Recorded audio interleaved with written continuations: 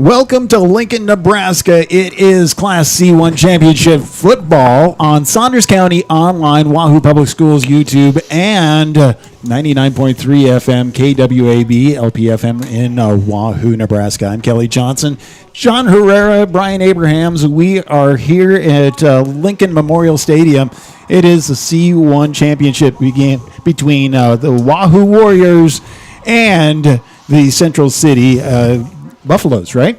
Bison. Close enough. Yeah. So anyway, we're not able to do video, obviously, here, but you can sync us up with NET and be able to listen locally. And again, we're going to say thank you to all the sponsors who've been a part of the activities department for Wahoo this whole season and continuing on. But right now, let's just jump into it. The kids here, they're getting the full Nebraska treatment. They just had the tunnel walk and all that stuff going on.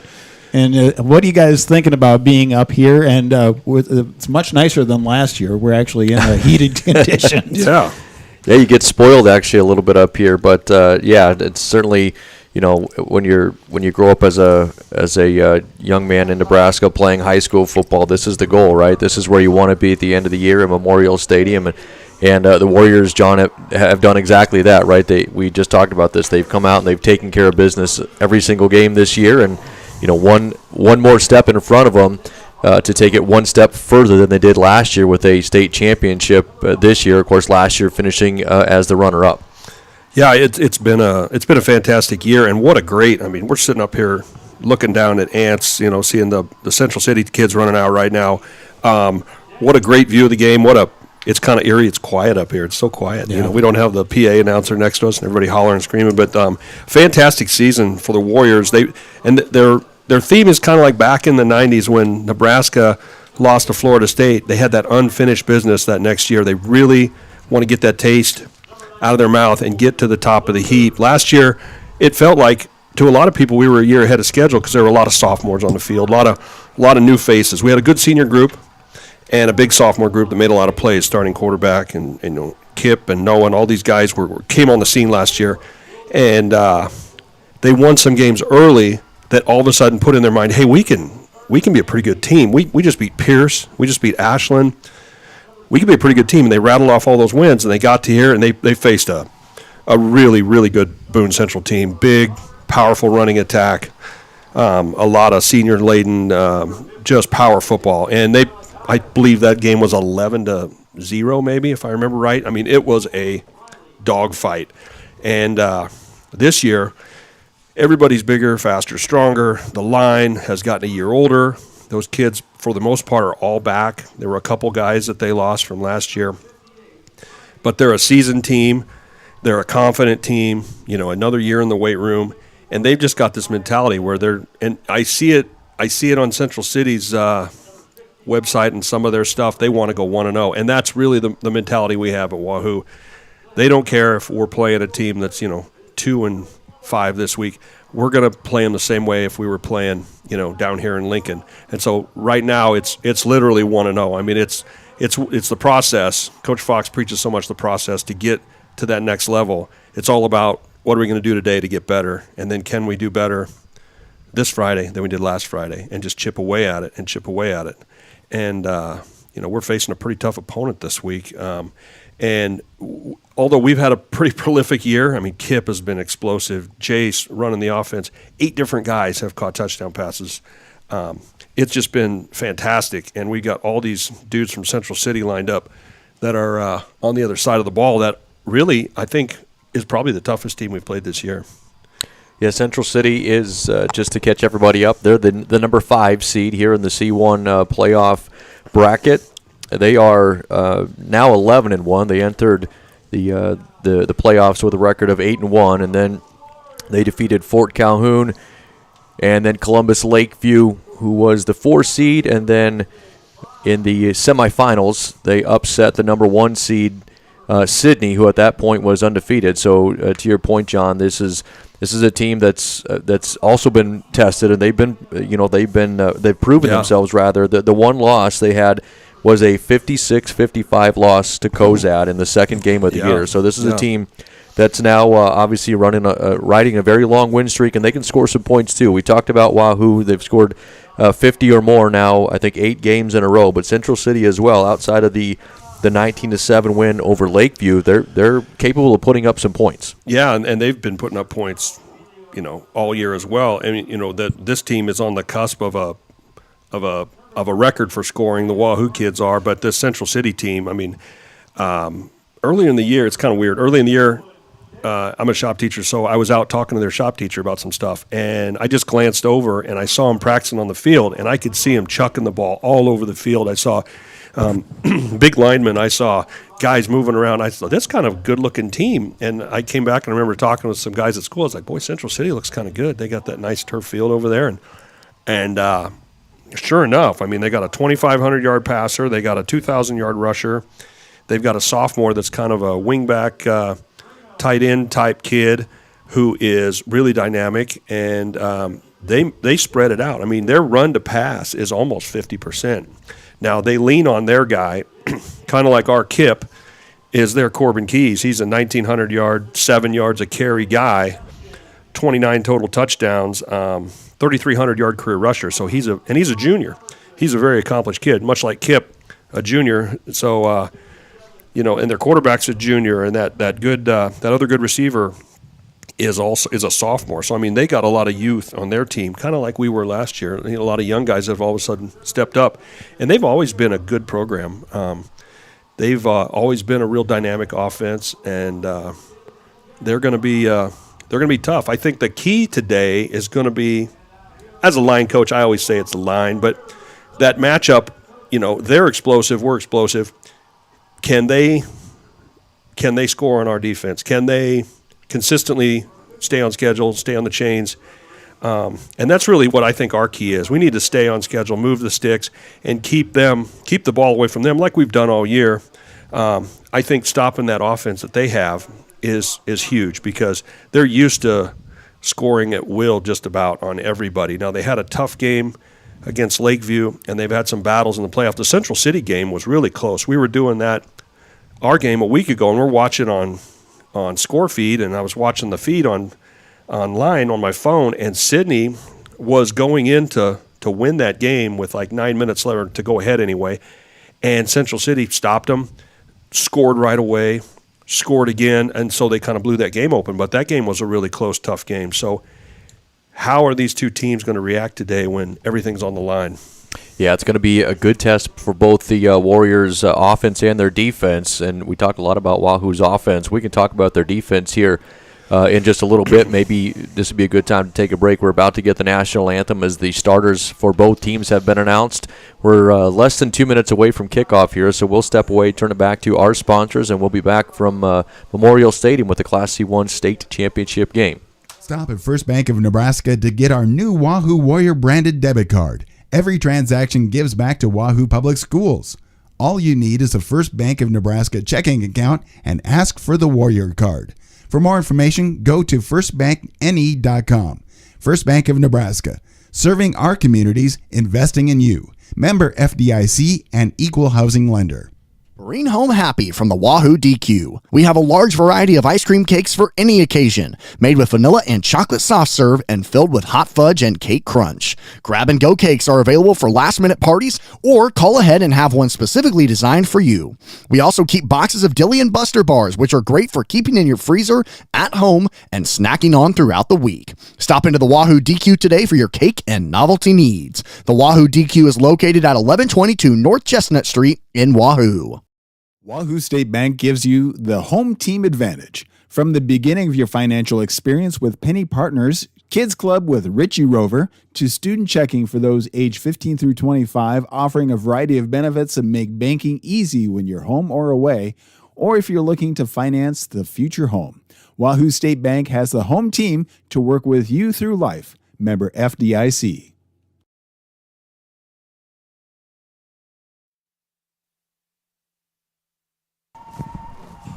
Welcome back to Memorial Stadium, and a great rendition right there of the national anthem. Unfortunately, we don't have a feed to be able to pull it in here. But again, we are ready for some football. It is the Wahoo Warriors versus Central City Bison, and unfortunately, we can't bring you the video here. But we can bring you the local commentary, the local call. We have John Herrera, part of the schools right here, and Brian Abrahams, a great, phenomenal play announcer. Thank you for joining us today, guys. Absolutely happy to be here, and very, very excited here for the Warriors to get things started. Wahoo, actually, Central City won the toss, and they deferred to the second half, so Wahoo will get the football to start this game. And as we headed to the break there, I want to just take a quick second to talk about the Warriors' defense. So they have 5 shutouts this season, and only once in the last 8 games have they allowed more than 1 score. It was a 53-14 win over Boys Town. Otherwise, you look at a lot of 0s, 6s, 7s, and 8s, John, and you talk about the Central City offense, and I think for good reason. But this Warriors defense, they're pretty stout. Yeah, they're a bunch of nasty dudes. When I go down that score, I remember Ashland Greenwood, their varsity scored on our guys 14 points. Aurora scored, I believe, 3 times on our older kids. That game was a little bit of a early track meet, and then I don't think we gave up a single point with the varsity in the game until the first play of the Boys Town game. They rattled off like a 70-yard play that started the game. Other than that, our upper, you put the young kids in at the end, and if they give up a touchdown, whatever. But I really look at it as the dudes that make the money for the program. They've only given up since the second or third game of the season. They've only given up 1 touchdown, and that was the first play of the Boys Town game. So they've been really dialed in. And that front 7, today we'll probably be running more of a 3-man front, but whether it's a 4-3 or 3-4 or whatever it looks like, that front 7 has been extremely stout. And today the back half of the defense will have their hands full because they're going to be in a lot of spread sets and a lot of motion, a lot of eye candy in front of us. But really there's 3 dudes. You're going to look at Corbin Keys, who's their stud running back. He's going to touch it a lot today. You've got number 13, Dent, and number 26, Hankey.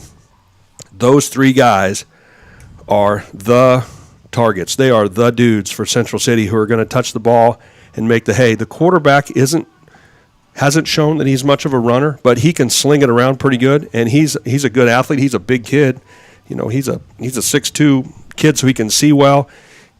And they're going to be prolific if given the opportunities. But I think the pressure that our defense can put on Zygmunt today is going to be huge. Can we force him to make some bad throws? Can we play good run defense and stay on schedule and kind of play keep away is kind of the name of the game. But with 2 high-powered offenses, you hate to have a track meet today, but I think our defense is the key. Can we keep this to a low-scoring game for Central City? And then our offense just is – unless they're off, is pretty prolific and is going to be efficient. Just need to do what they do. We're ready. We're ready for the opening kickoff here. So Wahoo will be working from north to south. So they await the kick in the north end zone. Landon Fye and Kip Brigham are back there. The wind, by the way, is blowing out of the south, so into the face of the Warriors here to start the game. Not blowing all that stiff, but there is certainly enough to be moving the flags. And we are underway as this ball is in the air. It's going to be handled by Brigham at the 5. Out to the 10, to the 15, to the 20. Makes a man miss. He's got some space. He's to the 30, out to the 35, to the 45, and that's where he's knocked out of bounds. However, we do have a flag thrown back in the neighborhood of the 20-yard line, so that good return may be coming back.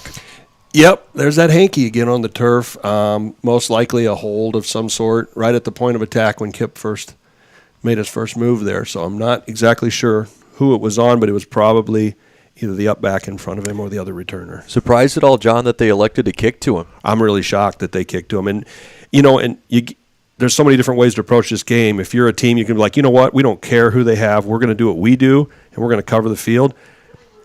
But there's definitely hey, don't kick to that kid. Right. Because you take that holding call off of there, and we got the ball at midfield because that was a nice return. And you give Kip a bunch of space to work with, and that's trouble. It looks like it was one of our guys blocking one of their bullets coming down. Maybe Cash Parsons maybe on that. But Yeah, that's going to move it back inside of the 10, unfortunately. So what would have been really great field position to start this game has now been moved back into the shadow of the Warriors' goalpost. That's where Jace Kaminsky will take the first snap of the game. He's going to send 2 receivers to his right, 1 man to his left. Motions a couple of men to his right as well. He's back there in the backfield by himself. He'll take the shotgun snap. He's going to hand off. And crossing in front of him out across the 10 to the 11-yard line. That's going to be Brigham, who came in from the receiver spot in motion. His first carry of the game. He picks up, we'll call it 2. It's going to be 2nd and 8. Yeah, early on, Coach Fox has probably got some scripted plays. He's probably got some motion he wants to put in. He wants to see where is Central City going to move when we do this or we do that. You know, what's the coverage going to look like? Do we have some gaps to work with? And right away we go to that bunch set, and then we come out into our offensive set to test them. So on 2nd and 8, they'll move the ball over closer to the right side hash mark. It's a handoff to Brigham straight up the middle, follows a couple of blockers, makes one man miss, and he's out to the 20-yard line, or rather just shy of the 20, but it should be enough for a first down. Yeah, good play right there, right up the middle. And that's just Kip ducking in there behind his dudes and just finding a seam and pushing forward. So it's that was just a fight right there. There was nothing special about that play. Brigham listed at 5'10", 175. As John said, got right in behind that offensive line and picked up the first down. Now on 1st and 10, we're going to get a flag thrown for motion in the backfield. A couple of Warriors moving at the same time, so that'll back them up 5 yards. It'll be 1st and 15. Yeah, and the other thing that happens when you come down here is you're in the house that Tom Osborne and Bob Devaney built. So there's nerves, there's jitters, and you really – your first couple series, you're surviving the experience. You know, right. Unless a big play happens. In 19, we had a big play right away that kind of broke all those nerves. But, you know, right here we just want to chip away. We want to do what we do and just settle into this game and, you know, get hit a few times and just play a football game, you know. Yeah, on 1st and 15, it looks like they ran the exact same play that they tried to get started on 1st and 10. Little motion and a handoff to Brigham up the middle. Kip got maybe a yard, perhaps 2 on that, but it's going to be 2nd and long here for the Warriors from just about the 17. They're going to try to go quick here as they line up. They'll send 2 receivers out to the right. Kaminsky's in the shotgun with the tailback next to him. That's Brigham on his right side. There's a snap, and our first pass of the ball game. It's thrown out here to the near side, complete, making a couple of men miss across the 25, and down near the 30-yard line is Caden Kristen. He's going to be just shy of the first down, but he picked up about the 12 when he needed 13. 3rd down and 1 coming up here from the 29-yard line. Yeah, and a really nice play by Caden to kind of get us back on schedule. So 3rd and 1 is doable. 2nd and 13 was a little bit tricky, but nice play right there. A little bit of a different look here for the Warriors. Now they motion out of it with Kaminsky in the shotgun. He'll hand off to Brigham again. Kip's going to try to get that left side. He is hit, still on his feet. Caden Smart right there on the jet sweep. Oh, right sorry. there. 26, yeah. Yeah, good call. You're right there. It was not Brigham. It was Smart who turned the corner and got out to the 34-yard line and enough for a first down. Yeah, and Caden Smart's a guy that doesn't show up on your radar really, but if you watch us play, if you really watch us play, he shows up a lot because he's a really good defensive player. And when we run that double handoff play, he's a lot of times the guy running that up inside, and he is a tough runner, and he's a good athlete who would start on almost every team we play. It's just we have 3 dudes that are varsity running backs. Right, and on we had first down, fumbled the exchange there as I think Kaminsky was trying to pull it away from Brigham, and the ball got knocked out of his hands. Luckily, Jace was able to fall back on top of it. The bad news is they lost, I think, 6 on the play. It's going to be 2nd down.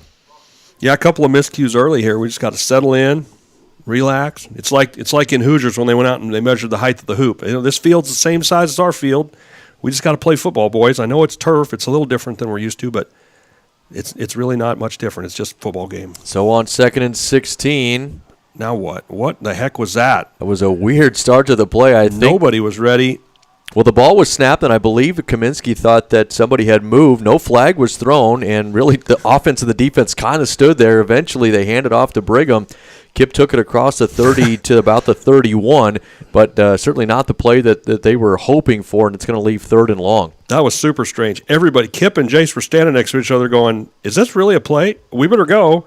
And even Central City just watching it, Yeah. that was odd. So 3rd and 13. Big test here for the Warriors on their opening drive. 7:50 left to play in the first quarter. 2 receivers in the formation. They'll motion both of them to the right side. Brigham and Kaminsky in the backfield. Jace takes the snap. He rolls to his right, looking downfield. Now he's got some room to run. He's going to tuck it. He's across the 30 to the 34-yard line. Good job there by the Bison defense as they collapse on him there. He got it back to the original line of scrimmage, but it's going to be 4th down and 9, and the Warriors are going to have to punt. Yeah. Yep, and they played good defense there. They had our guys covered downfield. Jace was looking for somebody to outlet the ball to, and Jace is not the guy that's going to force something or do something that's going to cost you. He's just going to do what he can do, and if he takes the sack, he takes the sack. But here we go defense now. Just a matter of getting off schedule, I think, on that 1st and 10 and backing it up to 1st and 15. Yep. The punt is blocked by Central City. It's going to be picked up at the 50-yard line and carried into Warrior territory inside of the 40 to about the 36, 37. So good job there by the Bison punt block team. They got one, and now Central City will have really good field position to start their first drive.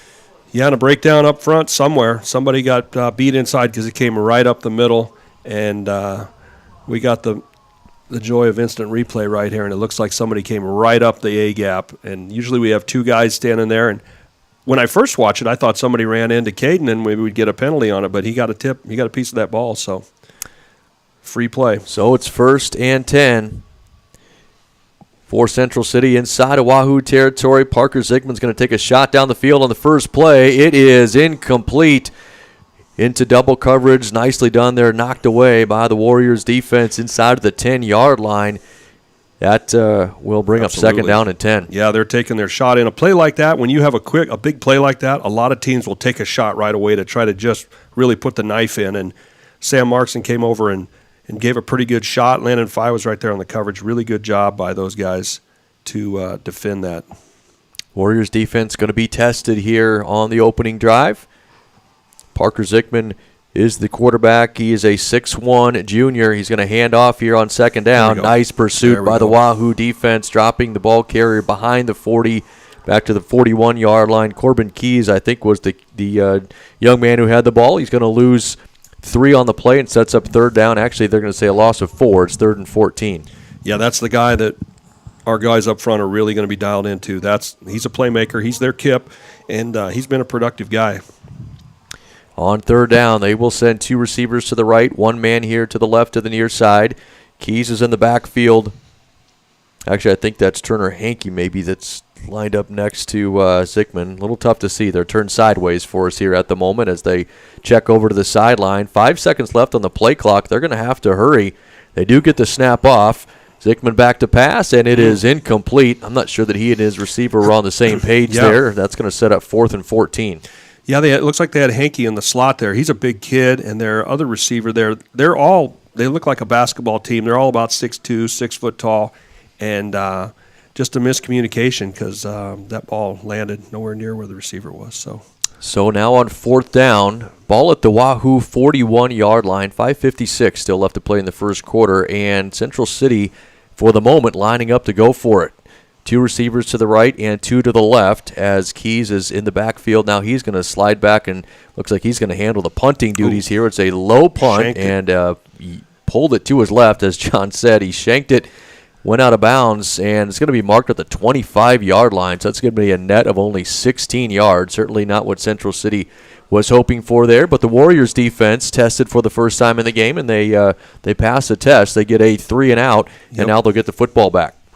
Yeah, and with that big play with the block punt and all that, winning the toss and deferring and all that and being on defense first, they immediately kind of got the advantage for the first half by getting the ball right away. So now everything's kind of evened out.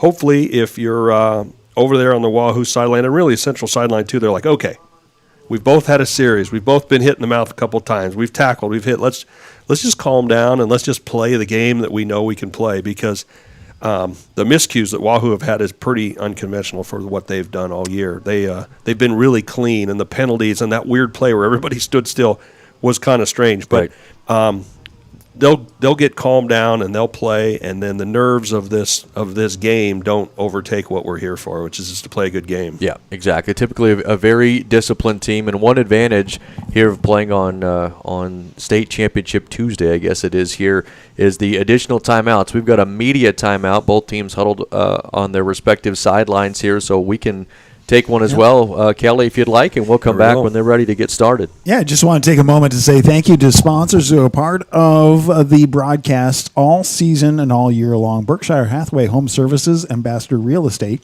JEO Consulting, Sand Creek Construction, Inspro, Simon's Home Store, Retire Path, Rivalry, Scooters Coffee, Doan Tigers, Titles Bar and Lounge, Union Bank and Trust, Vermaline Excavation, Wahoo State Bank, Wahoops, Dairy Queen, First Bank of Nebraska, Wahoo. I want to say thank you to all the sponsors and everybody who's a part of our broadcast, bringing this Wahoo program to you on Saunders County Online on 99.3 FM KWAB and Wahoo Public Schools YouTube.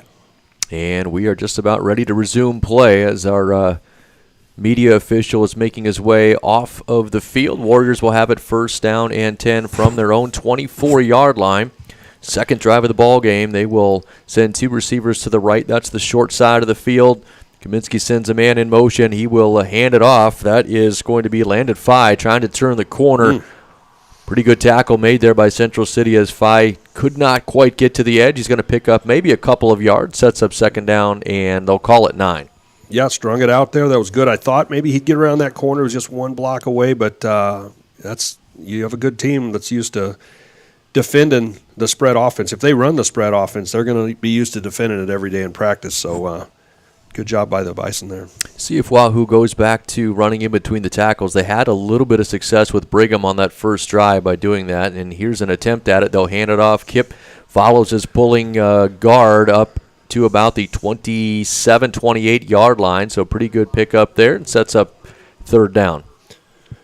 Yeah, and they're going to stay on schedule. They're going to want to do what they want to do, and really this is going to be a game, I think, that's going to be won in the trenches there, as most of these games are. But as long as we can stay on schedule, whether it's right now or later in the game, those runs are going to start being more effective as the defense wears down and as you get a feel for where those gaps are hitting. 3rd and 6 coming up from the 28-yard line. Kaminsky takes the snap. He's going to roll to his left. Wants to throw. He dumps it out in the flat. Pass is caught short of the 30 and muscling his way out to the 30-yard line after the catch. Didn't quite catch the number on there, John. Thank you. Yeah. Caden Smart. Yep, 26, Caden Smart. Yeah, you're right. Yep, thank you very much. But shy of the first down, and we're going to see another Wahoo punt here. I believe it's 4th and 4 from the 30. And now the key is to make sure you block it correctly and get a good punt off here and avoid having another one blocked. Absolutely. We run a little bit of an unconventional-looking punt formation. It looks like there's huge gaps on either side of the A-gaps, but there's guys right there, and it's because you need eligible receivers right there, and it was a weakness on the first punt, but it looks like they dialed that in. Much better blocking there for Caden Christen as he gets the punt to the 40, Ooh. And there we go. Yeah, the Bison elect to field it in a crowd of Wahoo coverage men, but nowhere to go on the return. Just one of those things you don't typically see. You let that ball sort of roll and let it get down. Just trying to avoid a silly fumble there, but did not happen. It's going to be 1st and 10 for Central City from the 41. Yeah, I think that kid probably felt, you know what, if this ball lands on the ground, it could bounce back another 5 or 6 yards, and he's trying to preserve that. But that is a risky thing. If he bobbles that, there's 3 Warriors around him that'll rip that ball right out. So it was a little stressful moment there for the Bison. 1st and 10 for Central City. 3:39 left to play in the first quarter as Zickman gets back out under center. Actually, from the shotgun, I should correct myself. He's going to hand off on a little end around to Truman Ryan, and Eli Shada comes into the backfield and drops that play really before it could get started. Yeah, and Eli didn't play last week. He had an injury where he was kind of being precautious on it, and I think he's playing today, just kind of gutting it out. But he's a player, and he's not going to miss this game. It wasn't something that can keep him off the field. They were being precautious last week, but great play by him on the edge there. So the Bison pick up 1 yard at 2nd down and 9. Zickman back to pass, fires a pass out into the flat, and He finds Keys, his tailback, but he's got no room to run. Wahoo with a good gang tackle there, led by Harrison Kruger. And then a host of other Wahoo Warriors dropped him actually for a loss back behind the original line of scrimmage. I think it'll be 3rd and 11. Yeah, great to see a lot of blue jerseys around the ball there. When they throw that ball out there to the perimeter, and you get a block, if you don't have good pursuit from the inside, he could cut it back, and then he's a playmaker. So great job by our defense up front. 3rd and 11 coming from the left side hash mark. They'll send 2 receivers to the left, 2 men wide to the right. Zickman from the shotgun with Keys in the backfield with him. They're going to set up a screen. Keys with the catch. He's got blockers in front of him. He's across the 50 and into Wahoo territory. It's going to be enough for a first down as he picked up about 15. And you could tell right away, John, as soon as all 4 linemen for Wahoo got through way too easily, you knew a screen was coming. Yeah, they caught us too because we were blitzing. And so we had a linebacker that came through. It looked like he was coming through completely unimpeded. And the 4 guys up front, those guys are trained. If you get released, retrace your steps. But it was a good, well-executed screen. And on 1st and 10, they hand it off to Corbin Keys, but there's a flag on the play. Keys picked up about 2 yards, but this may be coming back. A flag thrown over by the Wahoo sideline, so it could be somebody lining up in the neutral zone as well. We'll see what our official call is. I see Coach Fox out on the field speaking to the officials. There must be somebody that That's a legal substitution called against Wahoo. running somebody on or off a little bit late. Looks like it could have been caught coming off the field, or either that or we had 12 guys out there. I don't know. I saw that in a previous game today. Even if you're running off the field, if you're not off that green, they're gonna flag you when the ball's snapped. And the ball is on the hash mark opposite of Wahoo's sideline. So if they're trying to run somebody off late, they've got to run a little bit further than obviously if it was on the right side hash. So after the penalty, they'll hand it off to Keys. Nice job. The Warrior defense coming in. Yes, exactly. Caden Smart coming in, making an impact on the defensive side of things as he drops that play for basically no gain. It's going to set up 2nd down. It's 2nd and 4 with a ball at the 40. Minute 30 left to play in the first quarter. We're still scoreless. Yeah, that front, we got a 3-man front, and Smarty is walked up on the edge, and James Gaskin's on the other edge. So it looks like a 52, but it's really a 3-man front with 4 linebackers that can move around. Central City hands off on 2nd down, out inside of the 40 to the 38-yard line is once again Corbin Keys. We told you we'd be calling his name quite a bit today. Pretty good job there by the Warriors to bottle him up, but he picks up 2. It's going to be 3rd and 2. Yeah, big play right here, and I don't know if Central City might be in 2-down territory right here. We're about in the spot where they were last time, where they did the little quick kick punt with Keys, but I'm sure they're thinking about maybe 2-down territory. Yeah, they've leaned on the run a little bit more on this drive. 8 seconds left on the play clock as Zickman checks over to the sidelines. We might get a late timeout here. We're going to. A timeout going to be called by Central City. Head coach Troy Hubert is going to talk things over with his ball club. It's a 3rd and 2, 36 seconds left here in the first quarter. 0-0 your score. We can step away for 30 seconds or so, and we'll be back. Stop at First Bank of Nebraska to get our new Wahoo Warrior branded debit card. Every transaction gives back to Wahoo Public Schools. All you need is a First Bank of Nebraska checking account and ask for the Warrior card. For more information, go to firstbankne.com. First Bank of Nebraska, serving our communities, investing in you. Member FDIC and equal housing lender. It's the C1 Championship Football right here on Saunders County Online, Wahoo Public Schools YouTube, and 99.3 FM KWAB. Wahoo Warriors taking on Central City. And out of the timeout, big 3rd down coming up here for Central City. They'll send a man in motion. Zickman takes the snap. He will hand off to Keys right up the middle, following his center down to the 35-yard line. That should be enough for a first down. And it is. Go ahead, John. Yeah, and they had the benefit of having 1st and 5 right there. So really they took 3 plays to get 5 yards, and they got about 6. So that's what they needed. But overall so far the defense has been playing well. We just have to limit these mistakes with the penalties so we can get ourselves back on a schedule here. So fresh set of downs for the Bison. They will stack 2 receivers to either side of the formation. Zickman's going to throw it. His pass is tipped. Ooh. Is it intercepted? Yes, it Yes. is. There we Picked go. off at the 31-yard line. Noah Bordovsky with the pick, the bad hand, and everything.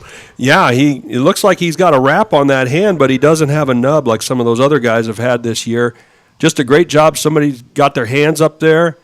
Oh, and he put his hand underneath the ball to keep it from touching the turf. Man, what a catch. We That get is the benefit fantastic. of watching the replay. He got that left hand under there. What a catch. Yeah. And will they look at it? It depends on whether the Central City guy is going to call for a replay, but it looks to me like he got his hand under that ball, and that was a great play by Noah. So the Warriors, for the moment, appear to have taken the football back. Now our referee waves his hands over his head, and I think, as you just mentioned, John, they're going to take a look at this. But from the couple of replays that we saw here in the stadium, I don't see anything that would cause me to overturn it. In fact, it looks like he caught the ball. Overturn the call on the field. So it seems to me like it would be a call stand situation. I don't know if they do that. I saw a play in the Norfolk Catholic Newman game where a kid kind of bobbled a ball but then got a hold of it real late down here in the corner, and they actually called it confirmed, but I think this one is a legit catch. I mean, they're not showing it on the big screen in the stadium, but our monitor of the broadcast feed looks like his left hand is under the football, under the and point. the ball is in control when he catches it. It does touch the ground at one point, but he's got both hands on it when it does. So he's basically down. That's a great look right there by NET. I think that's a catch. I really do. I think they're going to keep that call. To me, it's so close. It's what, as you said earlier, John. It's It's not what was the call on the indisputable. field? Yes. Exactly. Yeah. I think there's nothing that obviously says, that wasn't a catch, and if anything, it looks like it was a catch just from what we could tell up here in the booth. So if it is a catch, Wahoo will get the football back, and that's twice now that their defense has been tested. Once after the block punt and fighting a short field, once after penalties and Central City driving on them. It's going to be 1st and 10 with 8 seconds left. If you're Wahoo, now we're not quite out of the first quarter yet, but John, what are you taking out of this first quarter? As you said, sort of feeling things out, getting used to the stadium, but you were here last year. Most of these guys were here last year. What do you take out of this first quarter? I think, from a coach's standpoint, it's like, okay, we've survived the first quarter. We've screwed up so many times. We've had penalties. We've had defensive penalties, which we never have, these weird miscues. We've had these things come up, and yet we're still fine. It's still 0-0. It very easily, they could have sprung a big play or taken advantage of these mistakes we've had. We've given up a block punt, which we don't stands. Yeah. Yep. So it gives up, it gives us confidence in that, look, we're playing great defense. We're holding them in check. Keys isn't breaking out. The quarterback's not zipping around the field. We're doing well. We just have to just play football, just not screw up. Let's just do what we do, and I think we'll be fine because we've consistently moved the ball, haven't had a lot of big plays, but we're moving the ball, and that's really what we want to get back on track with. Well, they'll try to do it now. 1st and 10, as I mentioned, 8 seconds left in the first quarter as Kaminsky lines up in the shotgun, shifts his tailback to his right. 2 of his receivers now off to his left. A little bit more pre-step motion here as they will. There's the inside hand, the double handoff actually, and a nice job. That's Caden Smart with the carry, as you mentioned earlier, John. Yeah. He's out across the 35 to the 36-yard line. So it's a pickup of 6, and that will take us to the end of the first quarter. A defensive first quarter for both teams. 0-0 your score as we head to the break, and we'll be back here in about 60 seconds from Memorial Stadium in the Class C1 Football Championship. Rivalry Apparel in Wahoo's excited to celebrate their 5th anniversary the month of October. Stop in to say hi to the Rivalry team or go to rivalryapparel.com now to get your gear for fall sports. Then be on the lookout for winter sports apparel for your favorite local teams and schools. Rivalry is open Tuesdays, Thursdays 10 to 6, Wednesdays, Fridays 10 to 5, Saturdays 9 to noon. Call 402-870-0780 for any questions. The team at Rivalry Apparel wants to help you have a winning season. We are your biggest fan. Stop at First Bank of Nebraska to get our new Wahoo Warrior branded debit card. Every transaction gives back to Wahoo Public Schools. All you need is a First Bank of Nebraska checking account and ask for the Warrior card. For more information, go to firstbankne.com. First Bank of Nebraska, serving our communities, investing in you. Member FDIC and equal housing lender. Bring home happy from the Wahoo DQ. We have a large variety of ice cream cakes for any occasion, made with vanilla and chocolate soft serve and filled with hot fudge and cake crunch. Grab-and-go cakes are available for last-minute parties, or call ahead and have one specifically designed for you. We also keep boxes of Dilly and Buster bars, which are great for keeping in your freezer, at home, and snacking on throughout the week. Stop into the Wahoo DQ today for your cake and novelty needs. The Wahoo DQ is located at 1122 North Chestnut Street in Wahoo.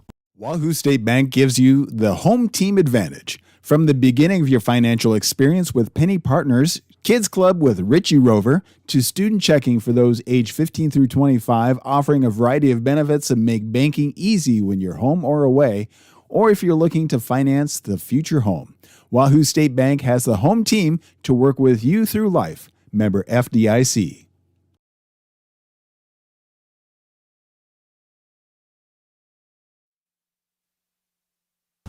Welcome back to Memorial Stadium as we are bringing you the Class C1 Championship. Wahoo Warriors taking on Central City. And we're ready to start the second quarter. It is 2nd down and 5 for Wahoo from their 36-yard line as we have flipped ends of the field. Wahoo now working with the breeze at their back. Kaminsky will take the snap, hands it off to Brigham. Kip wiggles his way forward out near the 40. He got to the 39-yard line, so that'll be a pickup of 3. It's going to set up 3rd down and 2. Yeah, and a lot of motion on that play. We motioned to an overset, which means we have an extra lineman on the right side, and then we motioned our wingback away from that strength, and then ended up running back towards the strength. So there's a lot of chess being played right now with the schematics out there, and a lot of it is just looking to see how Central City is going to react from a front standpoint. Do we have some gaps we can get to? So it's 3rd and short. They're going to line up Brigham at the quarterback and just snap it right to him. Kip's off the right side. He's got some blockers. He turns the edge. He's got the 1st down and more all the way out to the 49-yard line. He needed 1 or 2 rather, but he got 10. Really well blocked as well, and big pickup there for the Warriors. And that's been their go-to. I mean, in short yardage, they just line up and just pound it and let Kip find those gaps because he's so good at changing direction. Warriors on the verge of crossing over into Central City territory for the first time in the game.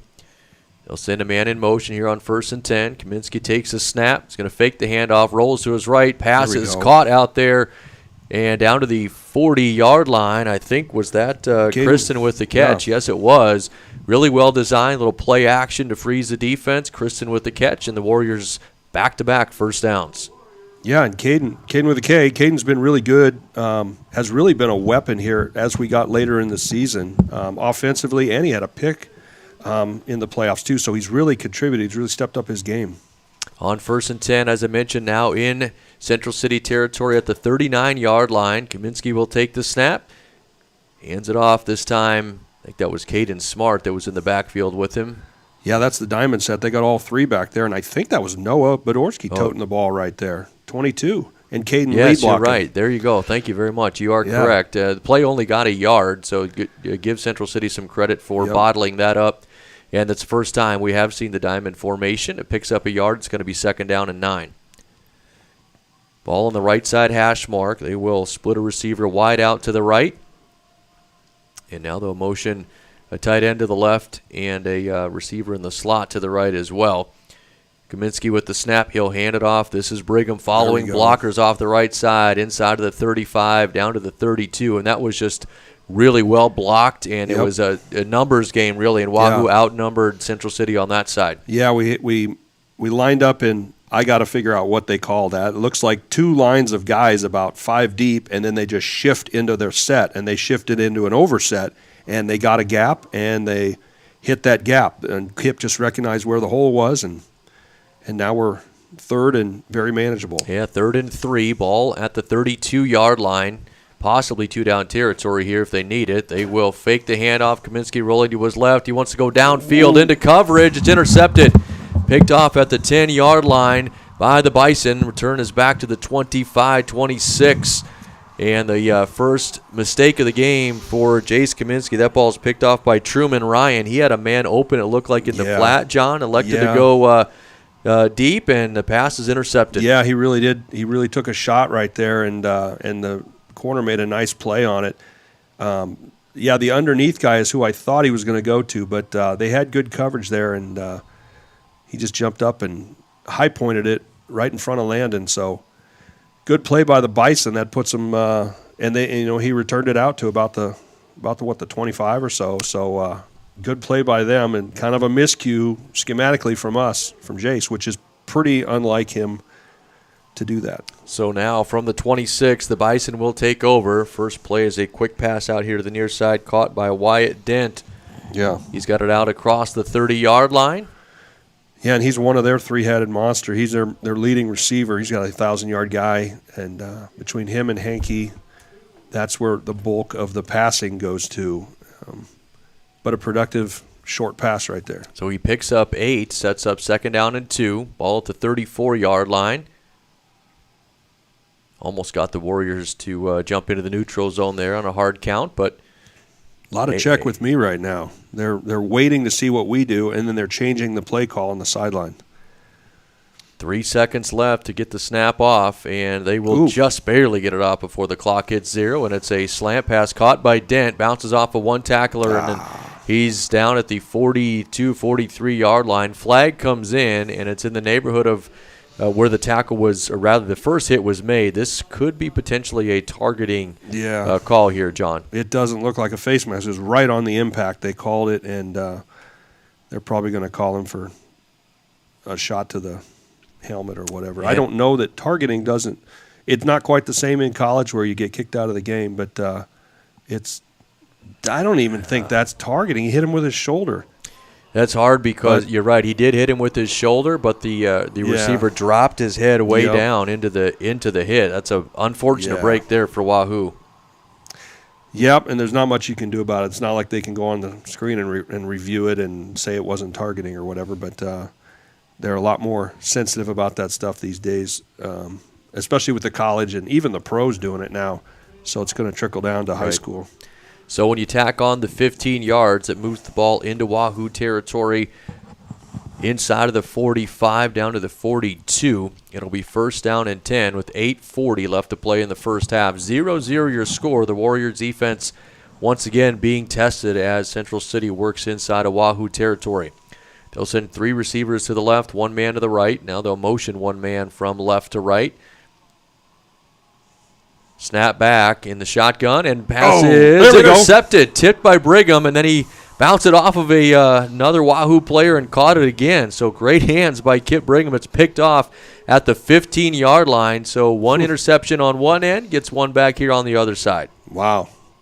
Brigham tipped it, bounced off another guy, and right back to himself. So now we've kind of flipped the field, really. It's a strange game. Everybody is making these miscues and throwing into coverages, but nobody is really making a big offensive stand yet. So we'll see if we can. We got 85 yards to go. Let's see if we can churn out a drive here. Yeah, it'll be 1st and 10 from the 15. Warriors defense comes up with another stop. They'll hand off to Brigham. Makes a couple men miss out across the 15 to the 17-yard line.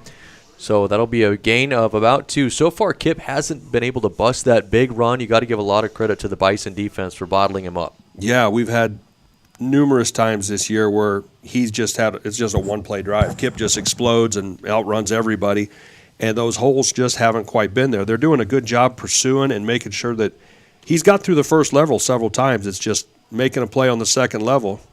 They've been a really good defensive team so far.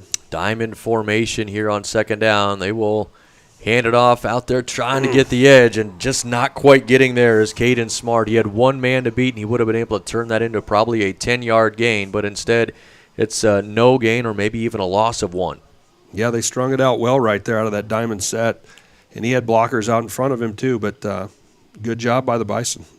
The speed from the Central City defense so far, a couple of times we thought the Wahoo players would get the edge on a jet sweep or a play like that, and Central City has been able to string it out, so they've looked pretty up to the task. It's going to be 3rd down and 9. They'll put the ball at the 16, over on the right side hash.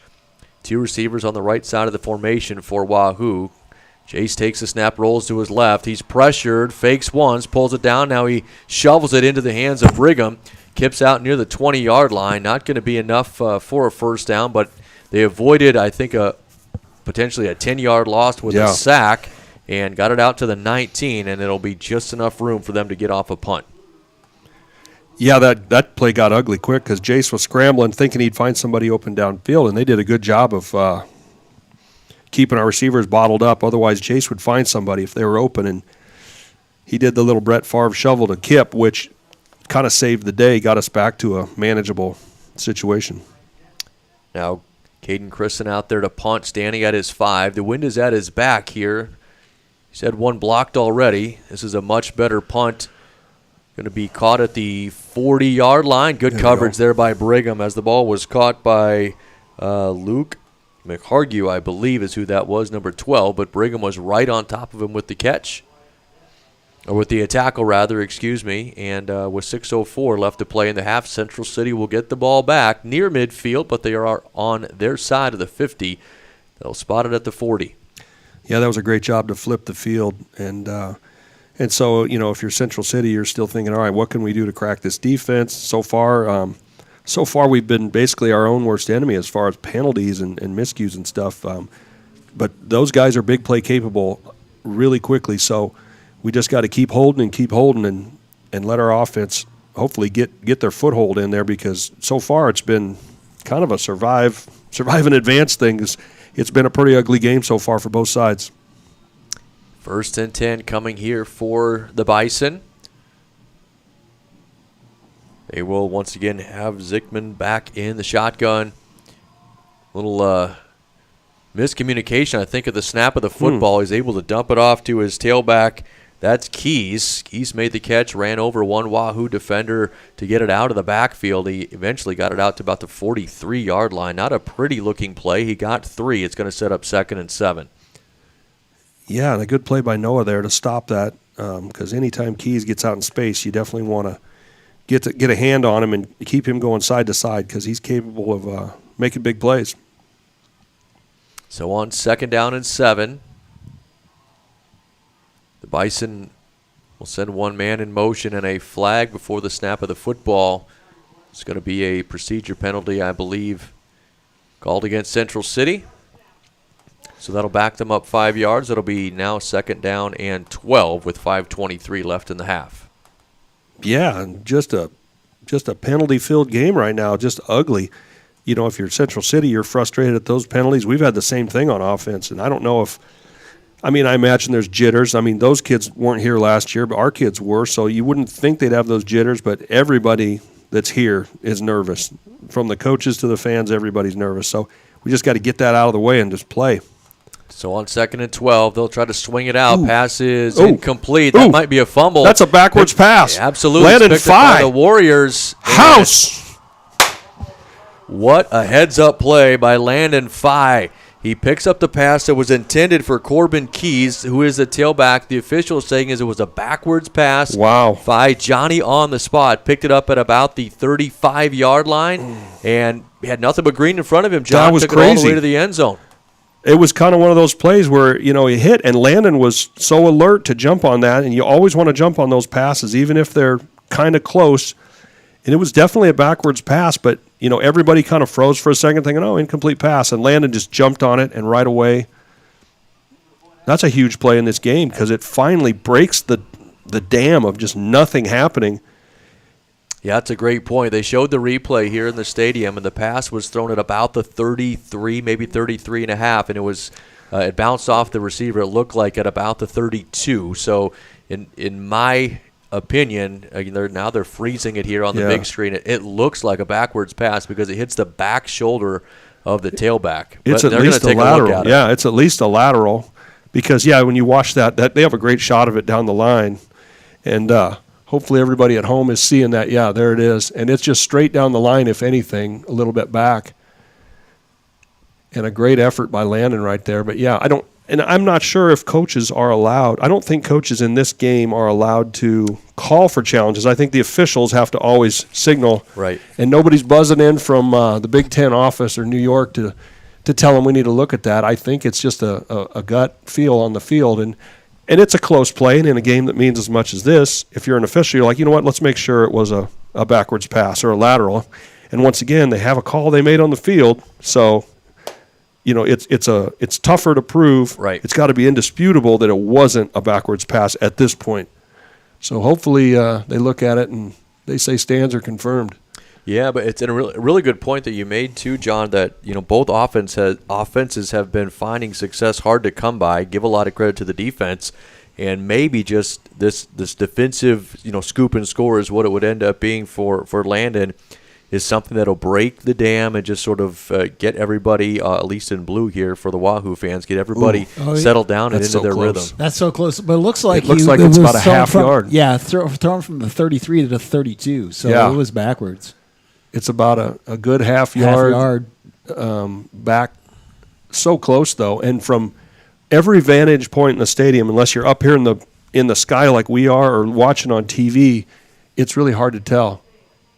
Stands. Yeah, same thing. Ruling on the field stands, exactly the same as the last review. A lot of credit to Landon Fye, and you mentioned it, John. Keep playing. Several players, anybody would maybe just pick that up and stand there, but you play to the whistle, and hey, you never know what can happen. So or dive on it. Yeah. In that situation, and though I know from coaching with these guys that they do turnover drills all the time. They do it every week. They have a day where they do turnover drills, and one of them is scoop and score. And that's a situation where if you got a lot of grass in front of you and there's not a lot of opposing color around you, and you feel like you can comfortably pick it up and run, you do it. If it's in traffic, you fall on it and cradle. That was always my station. You fall on it and cradle, and you make sure you gain possession. But in that situation, Landon, just being an athlete, no one's around him. He picks it up, he sees green, and he just runs. So now it's 6-0. We're waiting for media to come back. Yeah, exactly. We're waiting for the green light to go ahead and let the Warriors try and execute this extra point as Emilio Zaragoza is out there on the field. It looks like he's been given the okay. The official signals are ready for play. So Wahoo trying to make it a 7-point lead.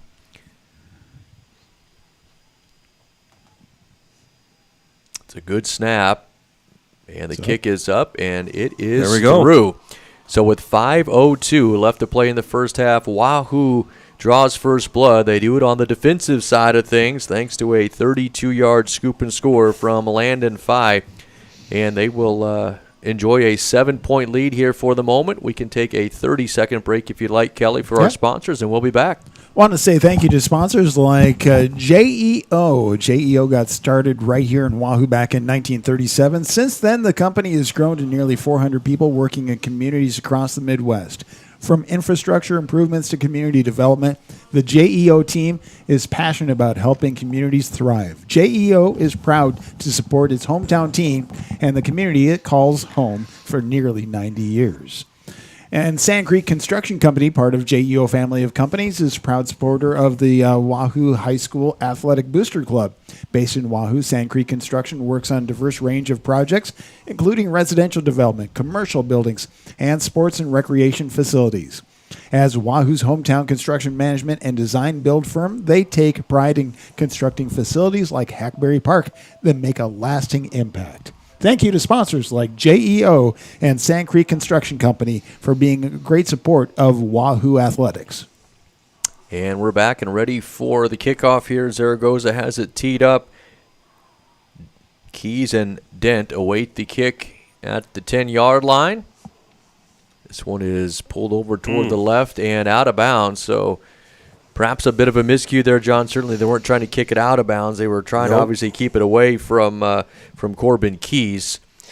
Yeah, and Emilio has not been kicking them deep a lot at this part of the season. He's been doing a lot of squib kicking, a lot of kicking it on the ground type plays. But that's our emphasis, is to try to get it down there on those numbers, between the hash and the numbers. He just kind of shanked it a little bit.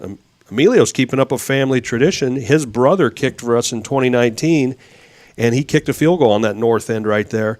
And there's a little bit of a situation with kicking, because the uprights are skinnier in college than they are in high school. And we purposely did not tell his brother Jesus that the uprights are a little narrower. We let him just kick, and he was just fine. And Emilio's been great all year.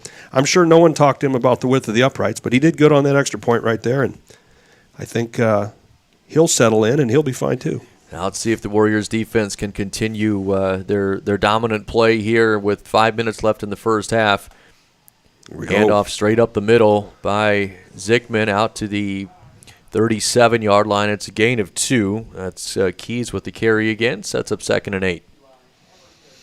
Yeah, and just a lot of banging right there inside. Just, Central City trying to establish their running game. They've obviously got a really good back and, a good offensive line, and they're trying to get themselves on schedule for what they do. And, of course, they're doing a lot of check with me and waiting to see what the defense is giving them before they make their final call.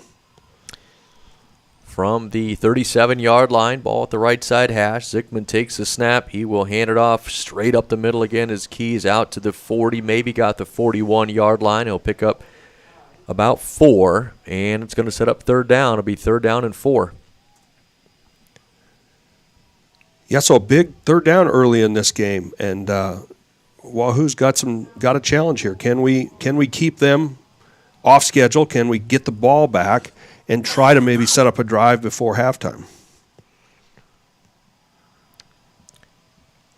And with 3:50 left, that was a little bit odd as Zickman was looking back at the official. I thought maybe he was going to call a timeout there. Plenty of time left on the play clock, or at least there was at the moment. Yeah, they're kind of changing their play up because we shifted our defense. They're going to try a toss to Keys, see if they can't get him to the edge, and that's not going to happen. Nicely done. Tackle made out there by Smart, and didn't see who the other Warrior was out there, but nice job by Wahoo again, stringing that play out. And now, unfortunately, we have an injured Bison on the turf. That is in the neighborhood of the tackle, so that may be Corbin Keys, which is... Yeah, it looked like he twisted really bad when he came down. That's not good. And on that last play, it was kind of a chess match there. Coach Iverson had the defense line up one way and stem and shift to a different front. And that's where some of that confusion happened. Zickman turned and looked like he was looking back to maybe his offensive guy. I agree. I thought he was trying to call a timeout, but there was some miscommunication there. And then the back shifted to the other side. And that's probably going to happen a lot today. Coach Iverson likes to move his line around. He doesn't like to line up in one thing and stay stagnant and predictable. He likes to always be different. And that's one of the reasons our defense has been so tough all the years. You can say we line up in a 30 front, but at any given moment you may look out there and it looks like a 50, it looks like a 44, it looks like the guards are covered, and then the guards aren't covered. We got the center covered, or there's a shade. He has a way to shift and blitz just the defensive lineman or just a linebacker or a combination of all, or slants and pinches and all those sorts of things that every team likes to do, but it's really disruptive when you have some playmakers up front, and it gets the offense. If you're a guard, you don't know. You think, okay, I'm covered, now I'm not covered, and then in 1 second, all of a sudden, now I am covered. Who do I block? And then that confusion causes, a TFL or a big play. If the defensive lineman gets through there unblocked. Yeah, it takes a lot of discipline though from your players though, right? They've got it. They have to know their responsibility on every play, and if an audible is made or a different twist on the defense is made, you've got to be where you're supposed to be. So certainly credit to the defensive coaching staff, but also the players out there as well, because it takes a lot of focus and discipline to be able to do that. They're still tending, by the way, to... It doesn't look good for the injured player there. I don't know if it looked like he kind of got twisted funny on the tackle or came down in an awkward way, and you hate to see somebody get hurt in this game. I watched my hometown play Riverside here yesterday, and their starting running back and their starting quarterback got hurt early in that game, and that was really a tough go for them, and it doesn't look like he's putting much weight on that leg. Yeah, it kind of looked like it when he came across, he got sandwiched in between, or his leg got separated in between two Wahoo players. And it just, so then when he came down awkwardly. So yeah, it is Corbin Keys, unfortunately, for Central City. Their talented tailback. He's being helped off the field with an arm around an individual on each side, and he's, as John said, not putting much weight at all on that left leg. They'll get him over here to the sideline and get it looked after, and certainly we hope that he can make it back into this game, because you're right, John. You never want to see anybody get injured, but if you're playing in this game, you want to win against their best, right? So right, you want their guys against our guys, and you hate to see. And this is an all-state type of athlete, and he's had a few rushes today, so he was 1,998 yards coming into this game, and that's a pretty prolific playmaker. yeah. Oh wow, that was almost a great nearly catch. disastrous. yeah, Landon nearly tipped it to himself, but at the same time, if the receiver would have caught it would have been a touchdown, because he tipped it right up to the receiver. But that's actually a fourth down play. that was a fourth down play. So Oh wow, turnover. Yeah, and all the sort of we got caught up in talking about the injured player. Was 4th and 3, and Central City elected to throw for it. They're near midfield. They're actually at their own 43-yard line. The pass was incomplete, almost caught, as John said. So now Wahoo has the football back. 3:17 left to play in the half. They lead it 7-0, and they'll start in plus territory here. and how close is? I mean, this they talk about a game of inches and all that. Oh great, what do we might got have here? a fumble on the first play. It looked like they've got Noah Bordowski in the backfield, and They did fumble. He did Wow. fumble the football. So first play, he carries it right up the middle, got about 5 yards, and then fumbled the football.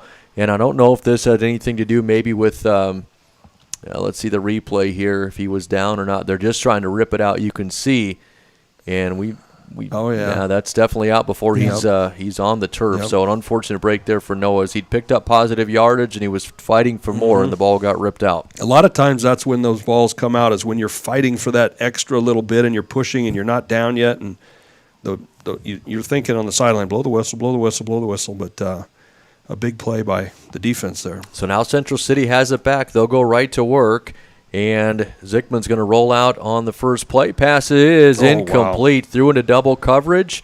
Ball was knocked up in the air for a moment. It ultimately fell harmlessly on the turf, but that could have been an opportunity for Wahoo to get another turnover. Yeah, could have been another pick right there. And I was about to say, before we fumbled the ball in the first play of offense, that a game of inches, how close is it to where that kid could have scored right down the Wahoo sideline right there, and we'd be 7-7 right now. But then as I was formulating that thought, we fumbled it right back to him. So here we go.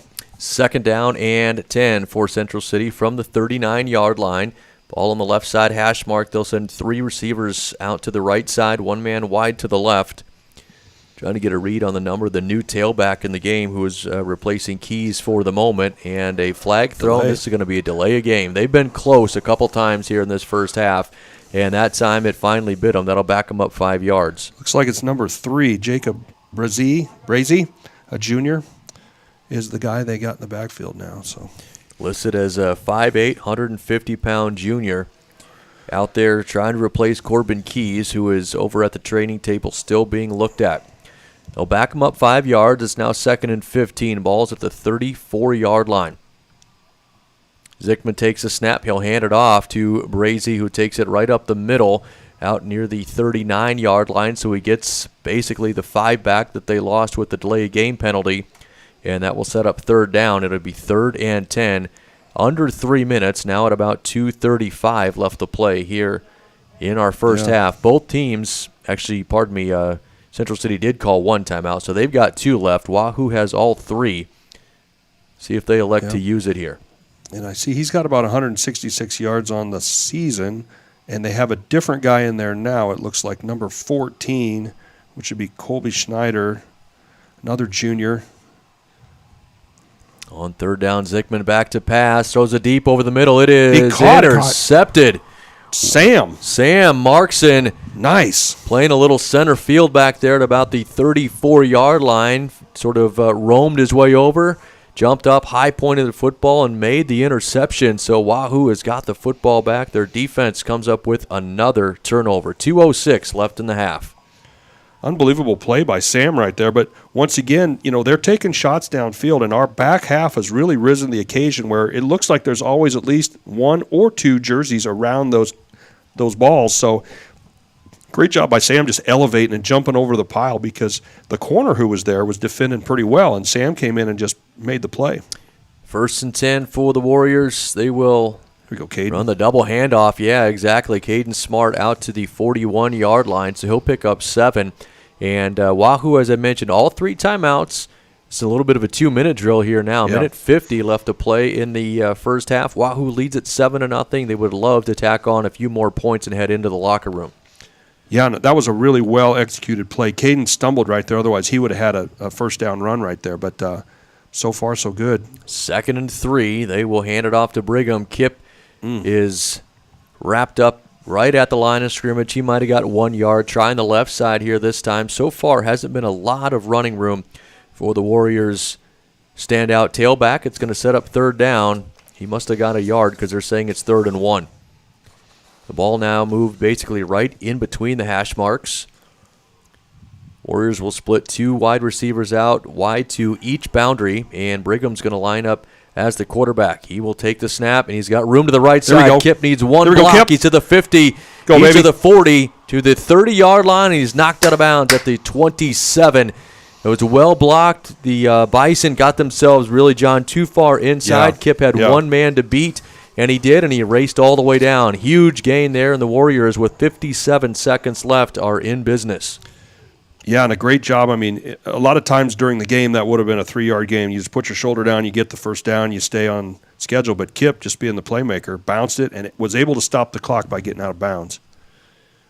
Great job. 1st and 10 from the 27. Kaminsky back to pass. Nope, He's nope. flushed from the pocket, looking down the field. Pass is caught at the 10, and inside of the 10 to the 5. That's Caden Christen with the catch. Wow. And it's going to be 1st and goal for Wahoo. That was some toe drag swag right there. He jumped on the sideline, put his toes down. The receiver, or the defender went over him, and he just turned around and kept going. A great balance by Caden on the sideline there. Got nervous watching that throw, but it's right there on the sideline. It's either out of bounds or it's a completion, and he elevated and did a fantastic job. And if it wasn't for number 14, Schneider right there making the play, he scores on that. But we're out of bounds at the 4. Is that right? 5-yard line. 5-yard line. 5, yep, and I actually think Wahoo called the timeout Yep. here, so they may have tackled him inbound, so the Oh, Warriors yeah. called the timeout Yep. to stop the clock. But 48 seconds left and 2 timeouts. Yeah. I have to imagine we've seen some success with, I'll call it the heavy formation Yeah. with Kip at the shotgun. Usually that's a 2-yard play, Right. two yards Yep. and in, but certainly wouldn't surprise me to see them come out and try and run that from the Right. 5 and just follow your big guys. Yeah, with 2 timeouts, you can really do what you want to do, and I think leaning on it and just trusting those guys up front and trusting Kip with the ball is the way to go here. But we'll see what we got out of Coach Fox. He may have called 2 plays in the huddle, but like I said, he's got 2 timeouts. What in the world is this? We've got 5 guys. We got 6 5 guys in a line. It's definitely not an empty set. It's the opposite of empty. It's very full. They motion out of it, though, and Kaminsky will There we also go. motion out. And just as we talked about, Brigham's going to take the snap. He follows his right tackle and right yes. guard, slips a couple of tackles, and he is into the end zone. Great run by Kip right there. Just it looked like he was down at the 2, but he put his hand down on the carpet and maintained his balance and shot out the backside. Great strength and balance from Kip. Yeah, it was blocked nicely up front. He got to the second level, and we're going to get a replay here. You're going to get to see if you happen to be watching this at home. As John said, he put his hand down, stayed on his feet, Wow. and got into the That end was zone. fantastic. Did he even put his hand down? That's impressive. He was low. Extra point attempt by There we go. Zaragoza is up and good. 42 seconds left in the half. Wahoo takes advantage of the interception and marches it down the field and scores. Kip Brigham with a long run to get it inside of the 30. Nice pass from Kaminsky to Caden Christen to get it inside of the 5, and the Warriors put it in from there. 42 seconds left in the half. It's 14-0. We can take a very quick break, and we'll be back. Again, we want to say thank you to the sponsors who've been a part of the Wahoo Warrior Athletics Booster Club: Berkshire Hathaway Home Services, Ambassador Real Estate, JEO Consulting, Sand Creek Construction, Inspro, Simon's Home Store, Retire Path, Rivalry, Scooters Coffee, Doan Tigers, Titles Bar and Lounge, Union Bank and Trust, Vermaline Excavating, Wahoo State Bank, Wahoops, Dairy Queen, First Bank of Nebraska, Wahoo, and thank you for all of the staff of the schools for the work that they do.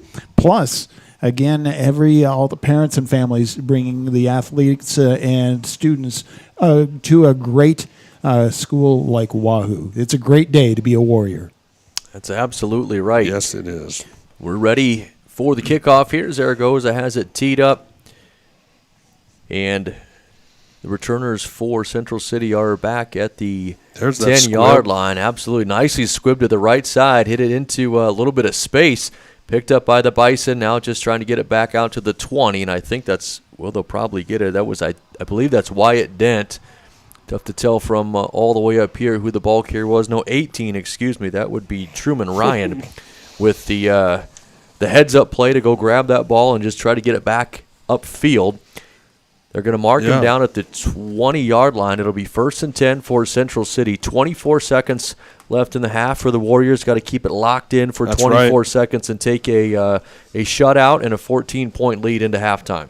It looked like wrestling season started early. Connor Erickson from Central City and Caden Smart were tussling at the 40-yard line, trying to get a block and get off a block, and sometimes two guys just get to battle and it just turns into a wrestling match. But it looks like Central City's content on going to the locker room and talking it over. They'll take a knee and run out the last 20 or so seconds. As John said, both teams now trotted off to their respective locker rooms, and Wahoo will lead it 14-0 as we head into our halftime break. Be likely an extended halftime break here. They'll put 15 minutes, I guess, on the clock here, but we will step away for just a little while, and we'll be back with a second half action. Wahoo up 14-0 in the Class C1 state championship here from Memorial Stadium. Stop at First Bank of Nebraska to get our new Wahoo Warrior branded debit card. Every transaction gives back to Wahoo Public Schools. All you need is a First Bank of Nebraska checking account and ask for the Warrior card. For more information, go to firstbankne.com. First Bank of Nebraska, serving our communities, investing in you. Member FDIC and equal housing lender.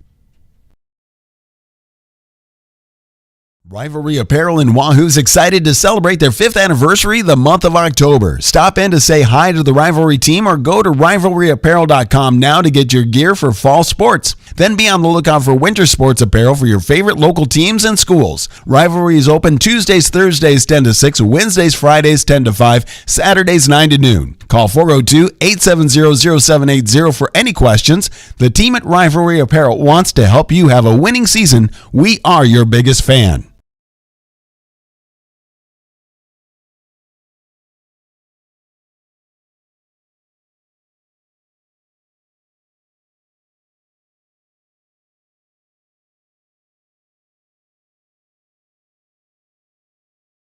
Wahoo State Bank gives you the home team advantage. From the beginning of your financial experience with Penny Partners, Kids Club with Richie Rover, to student checking for those age 15 through 25, offering a variety of benefits that make banking easy when you're home or away, or if you're looking to finance the future home. Wahoo State Bank has the home team to work with you through life. Member FDIC. Bring home happy from the Wahoo DQ. We have a large variety of ice cream cakes for any occasion, made with vanilla and chocolate soft serve and filled with hot fudge and cake crunch. Grab-and-go cakes are available for last-minute parties, or call ahead and have one specifically designed for you. We also keep boxes of Dilly and Buster bars, which are great for keeping in your freezer, at home, and snacking on throughout the week. Stop into the Wahoo DQ today for your cake and novelty needs. The Wahoo DQ is located at 1122 North Chestnut Street in Wahoo.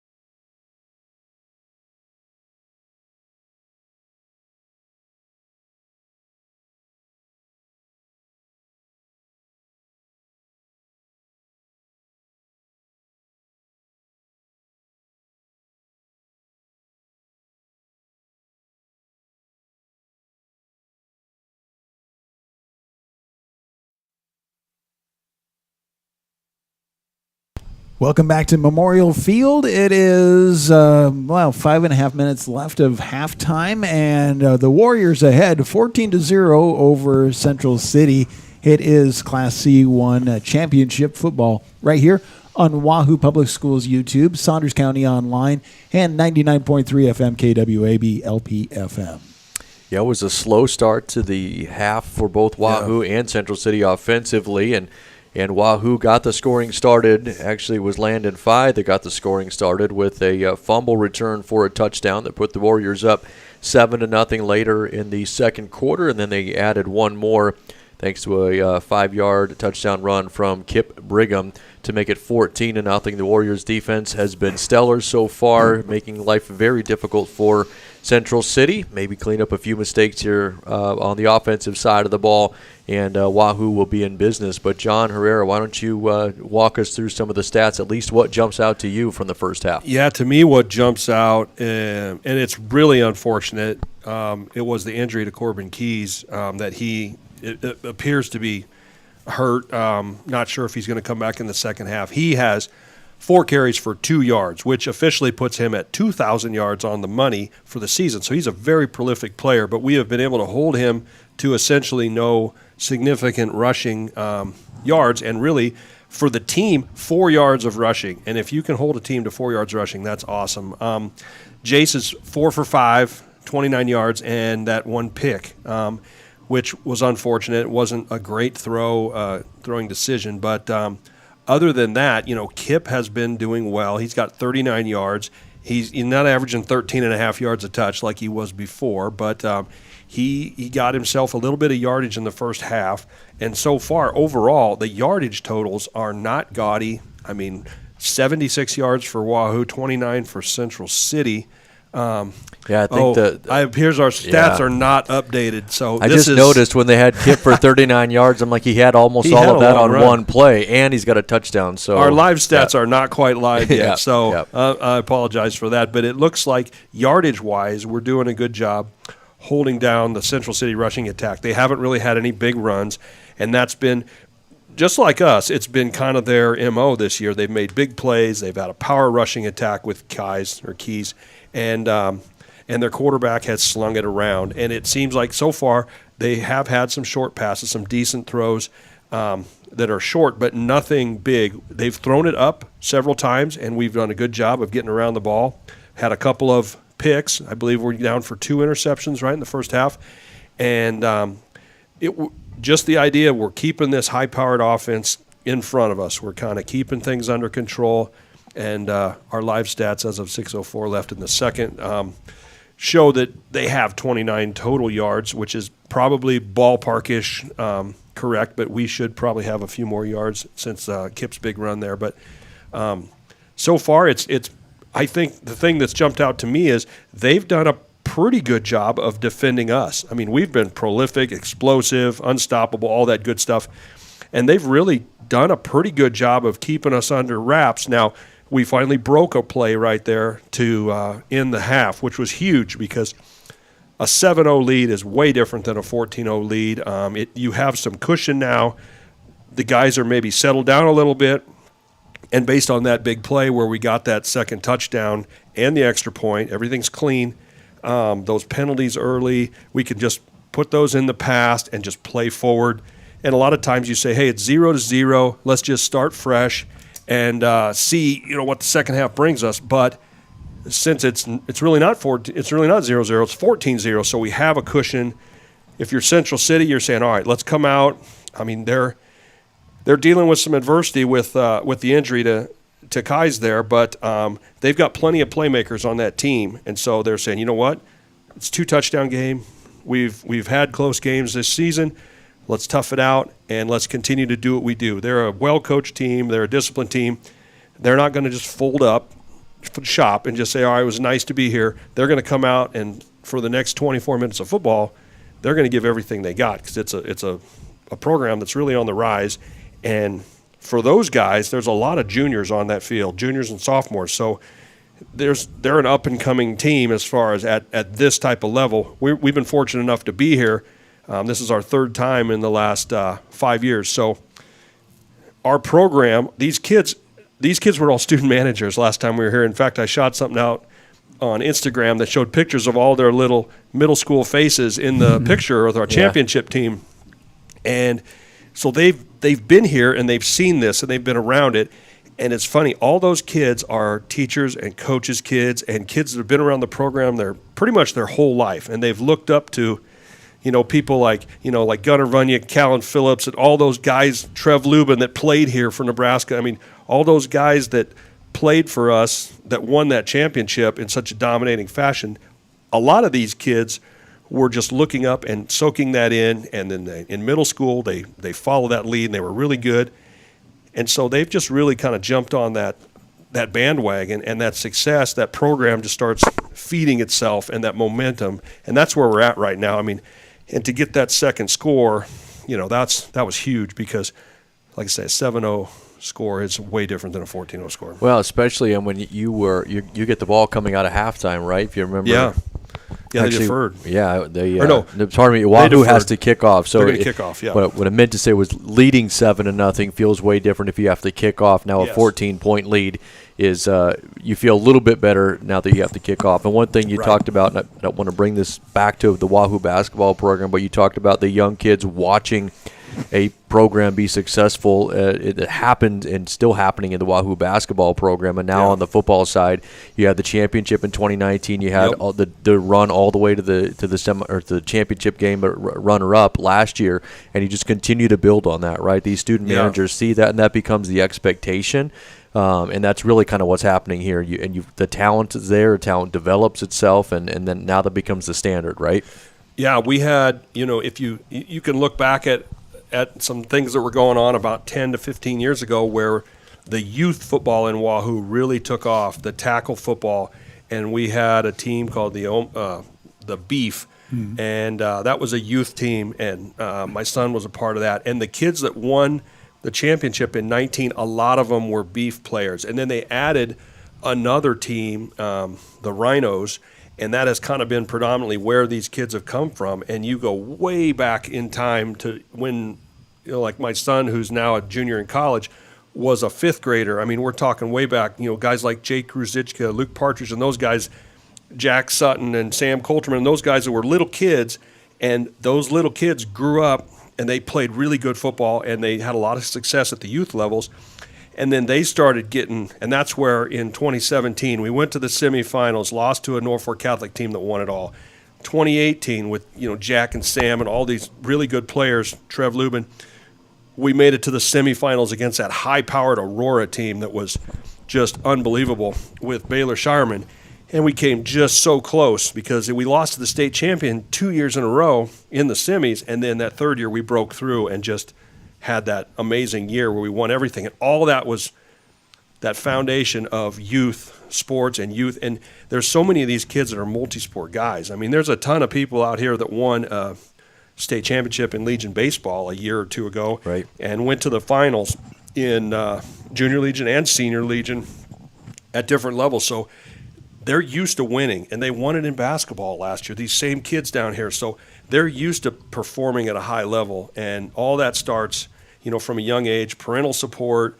Like I say, a lot of them are coaches' kids, teachers' kids, and they're just around the sports and around that winning program. So it really builds upon itself. Yeah, and when winning becomes the expectation, winning becomes the standard. That's sort of where that's the world that Wahoo lives in now. As Kelly said earlier, it's a great day to be a Warrior. It's always a great day. They've got 24 minutes to try and cap off this season with a state championship. The ball is in the air. We're underway in the second half. Brazy with a good return here for Central City out across the 30 to 31 yard line. So they elected to kick to the backup kick returner, and Jacob Brazy with a good return, and Central City will have it 1st and 10, I think, at the 32. Yeah, it was a good return right there. They broke through that first line, and then we had to get our second set of safety-type people to bring him down. So now, really, if you're Wahoo, John, defensively, you don't change up anything, right? It's basically go back to work what we did the whole first half, right?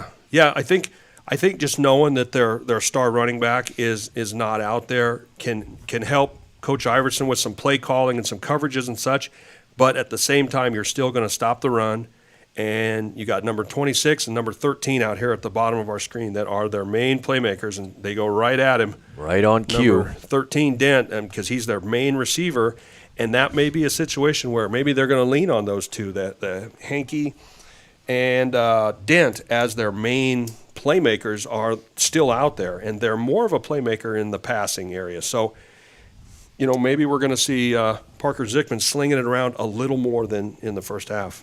Dent had a couple of catches in the first half. He is an incomplete pass there. Actually, it wasn't his fault. Ball bounced in at his feet. It's going to be 2nd down and 10 here for Zickman. He'll send a man in motion. He's back to pass again, looking this direction. The pass is knocked down, almost intercepted. Good coverage there. They tried to go to Dent on a quick slant, and out in the coverage was that James Gaskins. Yes, it was. Yeah.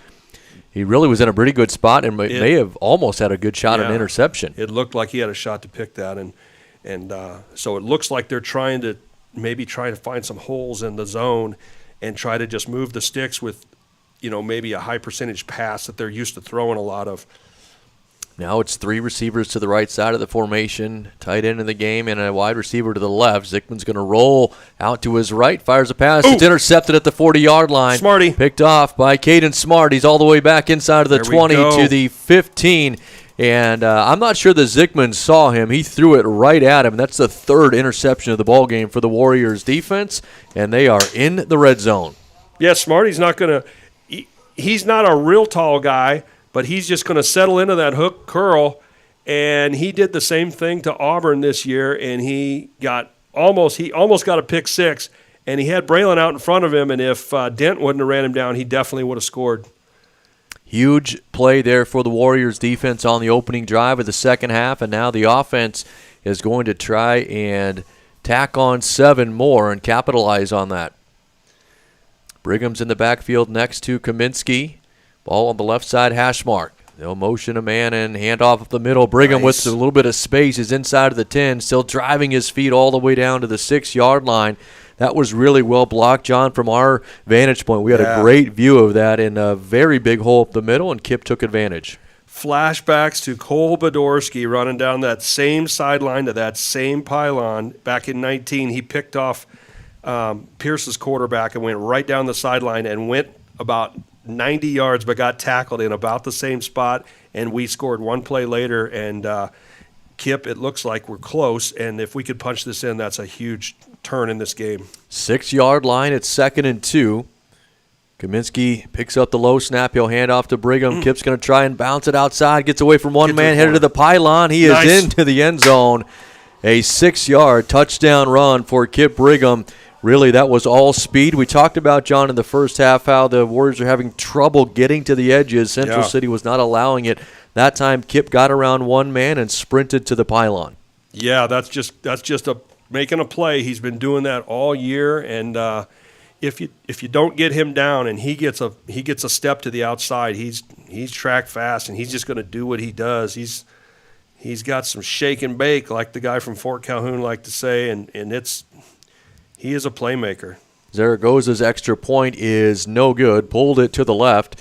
Less than 2 minutes gone here in this second half. The Warriors already have an interception and a touchdown. They lead it 20-0. 10:48 still left to play in the third. We'll step away, and we'll be back with more C1 State Championship football. Let's say thank you very much to all the sponsors who are part of Wahoo Athletics Booster Club, Berkshire Hathaway Home Services, Ambassador Real Estate, JEO Consulting, Sand Creek Construction, Inspro, Simon's Home Store, Retire Path, Rivalry, Scooters Coffee, Doan Tigers, Titles Bar and Lounge, Union Bank and Trust, Vermaline Excavating, Wahoo State Bank, Wahoops, Dairy Queen, First Bank of Nebraska, Wahoo. And thank you again for being a part of our broadcast right here on Wahoo Public Schools YouTube, Saunders County Online YouTube, and 99.3 FM KWAB, Wahoo's very own radio station.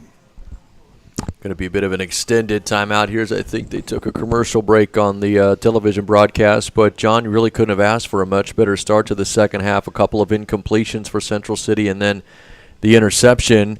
And returned inside of the red zone. A couple of plays later, and the Warriors add on to their lead.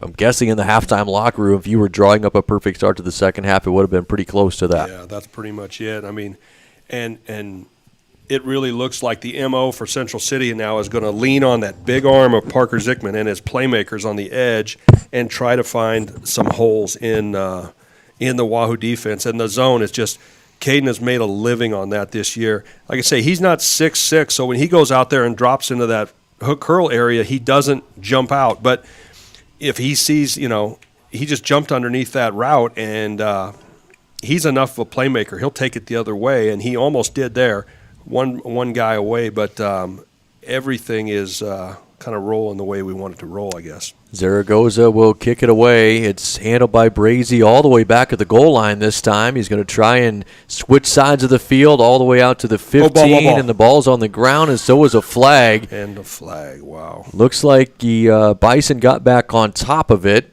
at the 20, but the flag is thrown back near the 15 to 14-yard line. We'll see what the call is here. Could be in the neighborhood of a hold on one of the blockers for Brazy. Yeah, they dodged a real bad situation. If they would have given the ball up on that play, that would have given us, a 20-yard drive to score. And this is, I think, every defensive stand is huge, but if we can stop them on this drive and get back to work on offense, the mentality and the thoughts in the heads of those other players from Central City will start to be like, man, this just isn't us today. It's just not our day. And that's, advantage Warriors, of course, but you definitely want to keep your foot on the gas right now. A three touchdown lead minus an extra point is still a nice lead, but there's no rest for the weary here. We got to keep pounding and keep pounding the rock and make sure. Oh, geez, another one. Yeah, the call was a block in the back. It backed Central City up inside of the 10 to the 7, and on first down they almost threw another interception as the pass was incomplete, but could have been picked off, and really, had it been intercepted, would have been a walk-in pick six for the Warriors. Yeah, Harry jumped that thing, and it went right through his nub and his hand. I don't know if he would have caught that with the big cast on his hand, but if he would have walked in. So it's going to be 2nd and 10. From the 7, 10:35 left in the third quarter, and Central City is going to go back to the ground. They've had four passing plays in succession here. They will hand it off, carried it out to about the 13-yard line is the backup tailback, Jacob Brazy, so he'll pick up 6, sets up 3rd and 4. And so far so good. Sorry, John, they're going to go quickly here. And the pass is complete. And behind the defense, out to the 40. It's a foot race. I don't think they're going to catch him. To the 30, to the 20, and into the end zone. A touchdown. That is Turner Hankey. Yeah, he's their guy. Yeah, we've been waiting to call his name. That'll be a, 87-yard touchdown catch from the He's a big sophomore, the big kind of a tight end receiver type kid who a lot of times will line up at a wing or kind of an end, and he just got out there in space, and we had a missed tackle, and we didn't have good pursuit. And he outran everybody else. He's a good athlete, and in space like that, you're not going to catch him. Yeah, you could really see once he got past the defense, he was pulling away from the Wahoo defenders trying to catch him. Now the extra point attempt here from the Bison. Try and make this a 20-7 game. The kick is up, and it is good. So Wahoo scored quickly in the second half, and Central City has returned the favor. Less than a minute later, 10:03 left to play in the third. It's now 20-7. Bison are on the board for the first time. Yeah, and there was definitely something wrong with the coverage there. I can see Coach Iverson and Coach Fox talking to some of the defenders. Somebody was out of position on that, because when you saw him break free of the first level, there was not a safety coming right in to pursue on that. He just outran. Basically, he broke the first tackle, and it was off to the races. There should have been another person, another body over there on that side of the formation, because there was nothing special about that play. They just threw it out to the flats, and he just took off and broke a tackle, and it was done. So this is where that lead is nice because now they scored on a big play. Now they have life again. They're feeling fired up. And you can see we're in kind of almost not really a hands team formation, but we got a lot of dudes crowded around the end on the field there because, a team like this in this situation could 100% kick a short kick and try to make a big play out of it. Yeah, I think that's exactly right. So really the only two men back, and I would say a typical kick return are Brigham and Phi that are about the 10. Now Central City spreads out, so Wahoo will shift their men back. This looks like it's going to be a normal or regular kickoff here for the Bison. And it's a squib kick, but it will bounce all the way down, and Phi's got it at the 15. Looking for blockers of the 20. He's got space over here. He's across the 40-yard line, slips past one man, and he's out to the near midfield. And really, we saw that same thing on the opening kickoff of the game, only Wahoo had a penalty that brought it back. But another good return there by Landon. Good return, and both guys are back there are accomplished runners. They're both playmakers. They're both track fast. They both were part of that championship relay team last year down in Omaha Burks, and so they can run. And the guys up front did a good job blocking for them and opening those lanes. Got it out to the 48-yard line, so that's where Wahoo will start this drive. Try to keep the ball on the ground, run some clock, and put some points on the board, I think would be the ultimate success here. They're going to hand it off on first down. That's well blocked as Brigham just followed his lineman across the 50 and down to about the 46 before he's finally wrapped up. But it'd be a nice gain of about 6 and sets up 2nd and 4. Yeah, nice push, and really given that quick score, I mean, it's really imperative now that we answer the call and we just methodically work our way down the field, and let's see if we can just make this third quarter compress into nothing and hopefully get points out of this drive. Really probably want to try and keep that play clock down around the 5-second mark when you snap it, John. Run as much time as you can off the clock and drain this third quarter. On 2nd down and 4, Kaminsky awaits the shotgun snap. He will fake the handoff. He's going to roll out to his right. Pass is incomplete. Had a man open over there at about the 40-yard line, and it just went in and out of the hands of his intended receiver. I think that's Fox. Yeah, Josh over there, just typically a really good, well-disciplined receiver. And, he's looking over there. He's probably getting a scowl from the old man on the sideline. Catch the ball, one of those deals. But he's been a really sure-handed guy in the second half of the season. But now we need to get a third down here. It would have been enough for a first down, but as it stands now, it's 3rd and 4. Ball is in Central City territory at the 46-yard line. Kaminsky has a couple of backs in the backfield with him. Now he'll motion one out of there. Still Brigham back there on his left hip. He'll hand it off to him. Kip is out near the first down. He's going to be marked at the 41-yard line by the official. If that's the case, that will be enough for a first down. We may get a measurement here, but good play there, really, that you saw that hole open up again on that right side. Yeah, that was a good job. Good job of Kip getting small. It's almost a goal line type situation. Just get to the line. If something big's there, take it. But he got small and he got low, and he just moved the chains, which is huge in this situation. Absolutely. They do get the first down. It's 1st and 10 from the 42, 8:45 left in the third. And the Warriors being patient. Get up to the line of scrimmage. 5 left on the play clock as Kaminsky takes a snap. He's going to throw it rolling to his left. Fires it down the middle. Has a man open and is incomplete. Kind of let that ball hang up a little bit. His intended receiver, that might have been Fox again. Maybe it was Phi. Was behind the coverage. No, it was Fox. But the ball kind of hung up in the air, and that allowed the defender time to run underneath it. It's incomplete. And the defender never did turn around, and Josh, I think, was kind of calling for maybe a flag right there, but it did not appear that I'm watching the replay here. He just kind of jumped up. That probably could have been a flag right there. You see that a lot. If the defender doesn't turn and make a play on it, you can't just face guard and kind of bulldoze the – Coach Fox is not happy about that. And I don't blame him. That should have been an interference call right there. It's a pretty standard situation. And Kaminsky's going to be dropped in the backfield on 2nd down. He was back to pass. He's hit at the 49, 50-yard line. So a big loss on the play on 2nd and 10. It's going to set up 3rd down at about 17. But one final note on that previous play. On Saturdays and Sundays, you see that play. That's an interference almost every time. Yep. And then we had a missed. We just had a missed block up there in the front. The protection was off, and 44 just shot the gap, and Jace didn't have any time to tuck it and run or anything. He just took the sack. That's Connor Erickson with the sack for the Bison. So now it's third, and they'll call it 18. Ball backed up to the 50. Kaminsky will motion a man out of the backfield, and a timeout called before the Warriors could snap the football. I think it was Central City that called the timeout. Coach Hubert did not like what he saw from a matchup standpoint.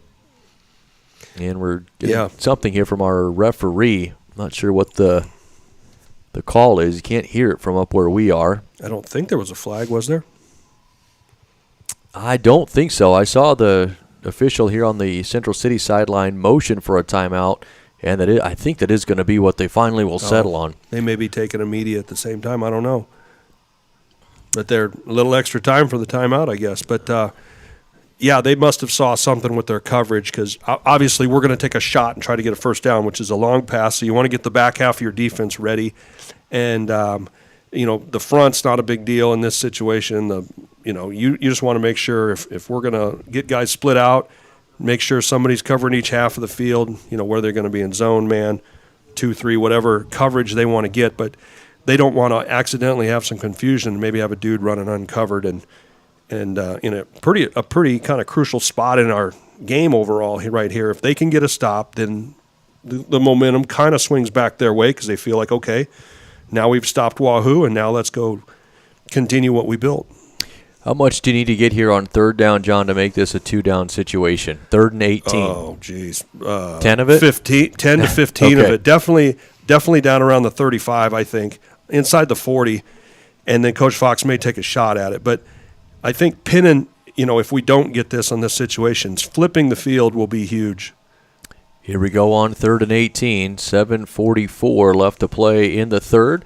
Kaminsky rolling to his left. He'll fire it. Pass is caught near the 40-yard line. And I got a flag thrown on the play as Caden Christen sort of weaved his way down to the 35. Man, that flew in from clear back. The referee, I think, threw that flag from behind. Was that a hold or a face mask? Tough to tell. Because as it stands, it's going to be, 4th down and about 4. Hold, yeah. A hold or a block in the back. I imagine they'll probably take this penalty because they don't want to give us the ball right there because we did complete it. So you'll go from 3rd and 18, and it's going to be a spot foul, though, I believe, right? And they were blocking downfield, so they're going to mark this ball back to the 48-yard line, it looks like. So overall, it turned out to be a gain of about 1 yard, but they're replaying the down. So really, you replay the down with the 3rd and 17 instead of 3rd and 18. Yeah, exactly. Scoreboard says 4th and 16, but the guys on the field have it right. It is still 3rd down.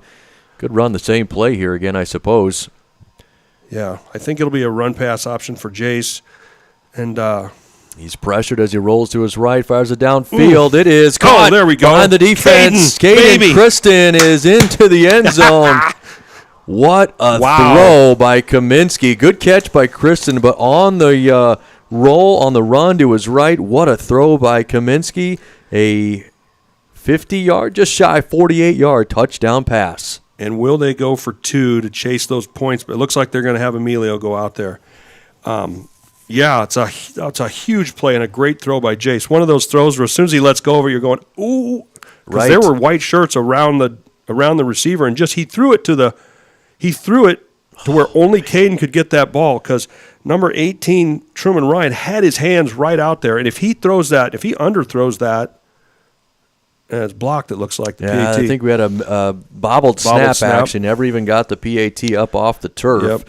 Unfortunate break there. So now it's 26-7. Wahoo has missed on a couple of opportunities for PATs. But to finish your point there, when Kaminsky threw that pass, you could kind of everybody was holding their breath like, man, because he threw that into double coverage, but somehow it got over the hands of both defenders.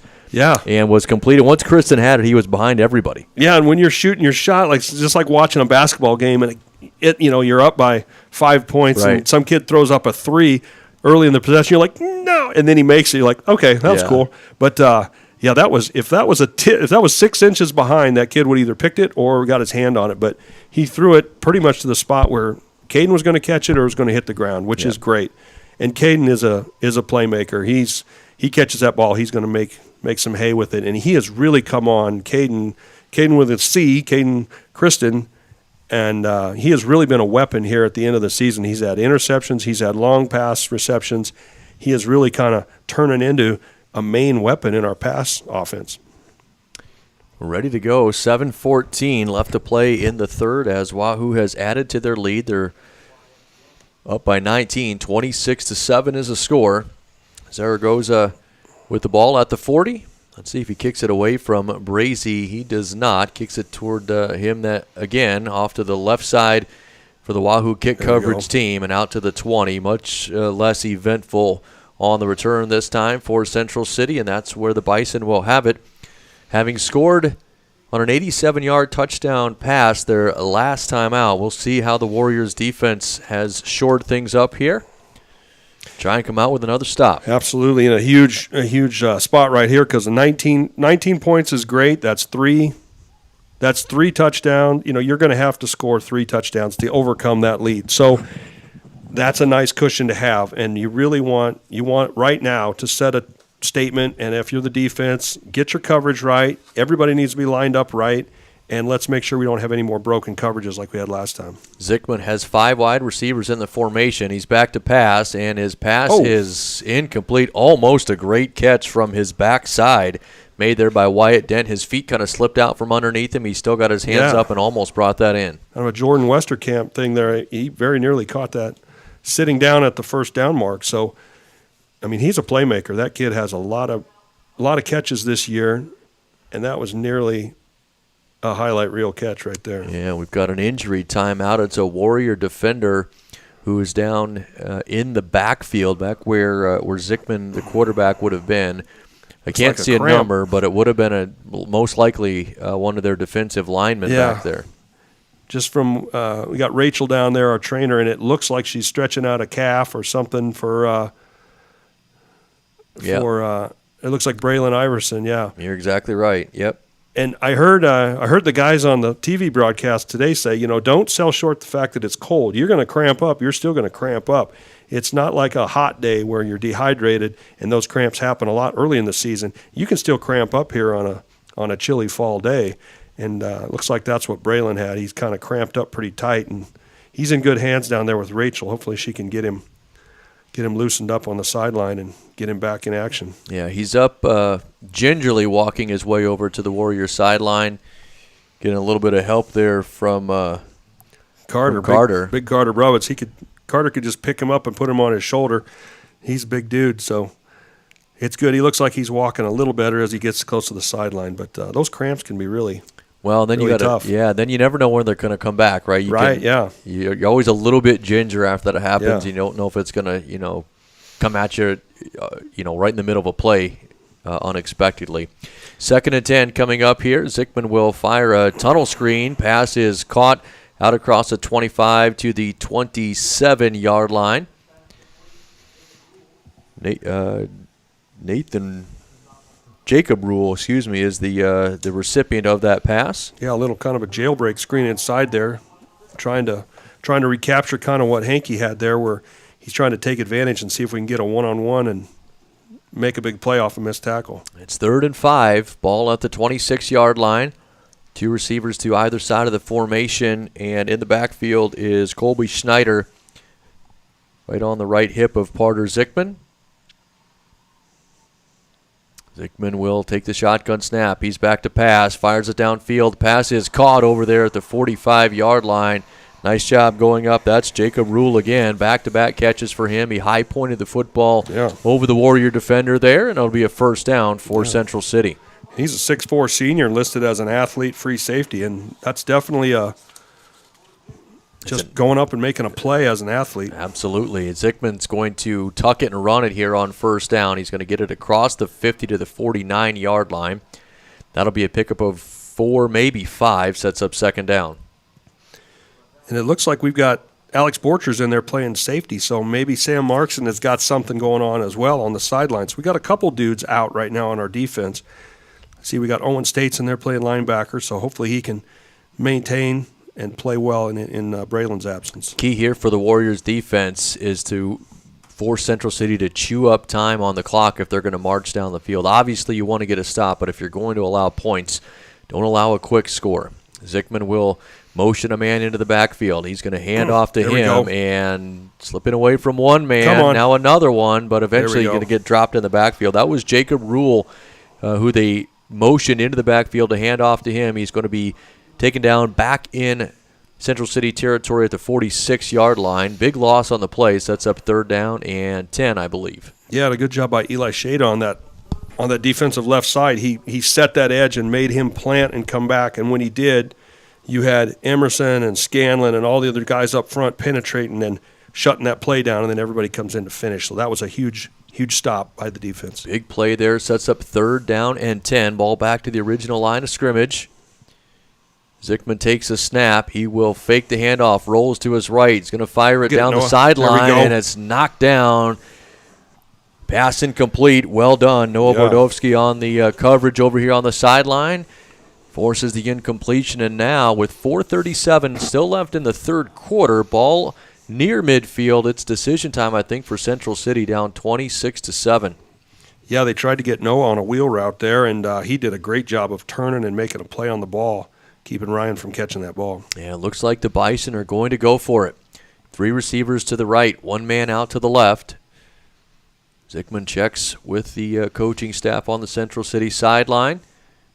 And now he'll take the shotgun snap on 4th down. Back to pass, looking over the middle. It is incomplete. Intercepted. Noah. Bordowski's got it with blockers in front of him. Baby. Out to the 40. Noah into Central City territory inside of the 30 all the way down to the 21. Is that the 4th interception, I think, of the ball game? Yeah, and another tip. Yeah, another ball up in the air, and then we go up and get that thing. Bordowski a little slow to get up. Yep.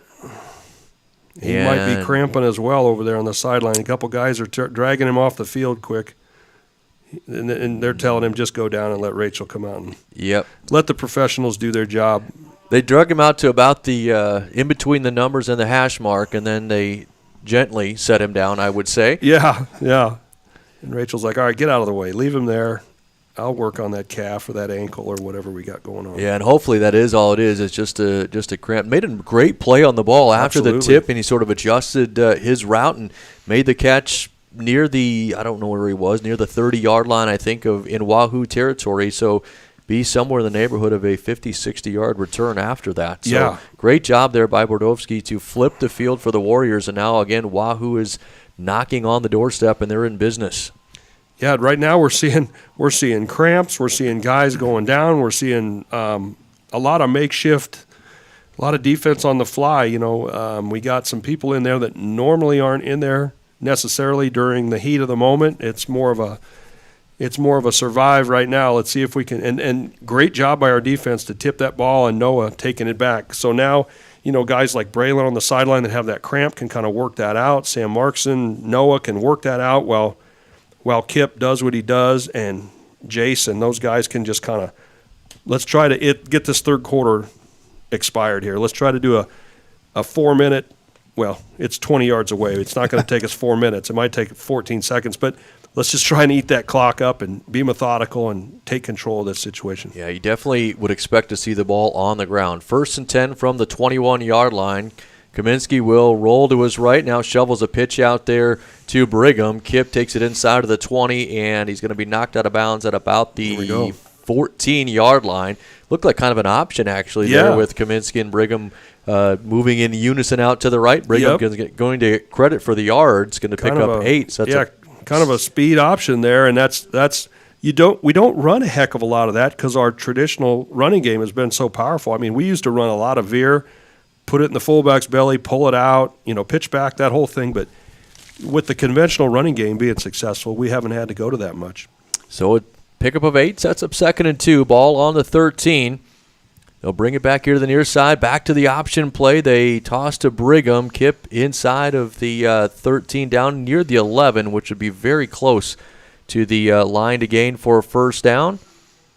Let's see if they move the chains. They do. So, They've moved one of the down markers anyway. Now the other one moves. It's going to be 1st and 10 for Wahoo. And perhaps just as importantly, an opportunity for them to milk a little bit more time off of that clock. We'll move under 4 minutes before the Warriors snap the football here. Still left in the third, 26-7 your score. Kaminsky will motion a man into the backfield. He takes a snap and hands off to Brigham. Kip following blockers off of that right tackle inside of the 10 and down to about the 7-yard line. That'll be a gain of in the neighborhood of 3. It sets up 2nd down. It's tough to tell from up here, but it does not. It looks like it is a 1st and 10 from where they were, and to get a first down, we would essentially have to be about the 6-inch line. Yep. So I think, it's basically a goal-to-go situation here. I mean, if we get to the 6-yard line, that's a done deal. But 2nd and goal, essentially. Yeah, you're right. They can get a first down. They'll hand off to Brigham, though. Again, off of that right side. Kip ducks in behind his offensive line, carries it inside of the 5 to the 4. So that'll be another gain of 3. It's going to set up 3rd down and 4 as we will pass the 3-minute mark left here in the third quarter. Yeah, and an interesting, from a strategic standpoint, you have a 19-point lead. In theory, if you don't score a touchdown here, you might think about kicking a field goal, but we've had some miscues on the PAT snap, right. So I'm not sure Coach Fox is thinking much about kicking a field goal, even though it's a 19 and 22-point lead would be huge. But right. I'm guessing this heavy direct snap to heavy direct sexy. snap, and they Caden run Smart. the double. Yeah, they hand off on the inside to Caden Smart. So a little bit of a wrinkle in what we've seen out of that formation all year, and Smart basically walked into the end zone with a touchdown. Well executed there by Wahoo. That was beautiful, and I think they ran that wrinkle earlier in the season at one point, but they have pretty much shown everybody on film, we're going to line up, we're going to snap it to Kip, and we're going to go straight ahead. And when they did that counter action, it really caught the defense off guard, because if they would have caught that, they would have had to watch every game this season and would have remembered that counter play, because I think we ran it one time. And Caden is great at running that double handoff. And it looks like we're going for 2. Yeah, the Warriors line up to go for 2 here, leading it 32-7. Kaminsky will roll to his right, fires a pass out there, caught and into the end zone. That's Brigham, who had lined up as a wide receiver, made a catch over near the far pylon and turned the corner, and he's into the end zone. So the 2-point conversion is successful. It's now 34-7 with 2 minutes and 31 seconds left to play in the third quarter. Wahoo comfortably out in front. We'll step away, and we will be back with more Class C1 state championship football. Stop at First Bank of Nebraska to get our new Wahoo Warrior branded debit card. Every transaction gives back to Wahoo Public Schools. All you need is a First Bank of Nebraska checking account and ask for the Warrior card. For more information, go to firstbankne.com. First Bank of Nebraska, serving our communities, investing in you. Member FDIC and equal housing lender. Welcome back to championship football. It is Class C1, where we have the Warriors taking on Central City right here on Saunders County Online, 99.3 FM KWAB, and Wahoo Public Schools YouTube. And the Warriors getting set to kick it away. Zaragoza has it teed up at the 40. Nice high kick taken inside of the 5-yard line by Brazy. He'll bring it out. He's hit hard right at the 20. That was a very rough. Good hit. It was a great hit, and he got twisted in a strange way. Yeah, you hate to see that after having Kais get injured earlier, and we kind of talked about it a little bit off air. A lot of teams are going to grass fields now because you plant your foot and it doesn't move on a turf field, and so.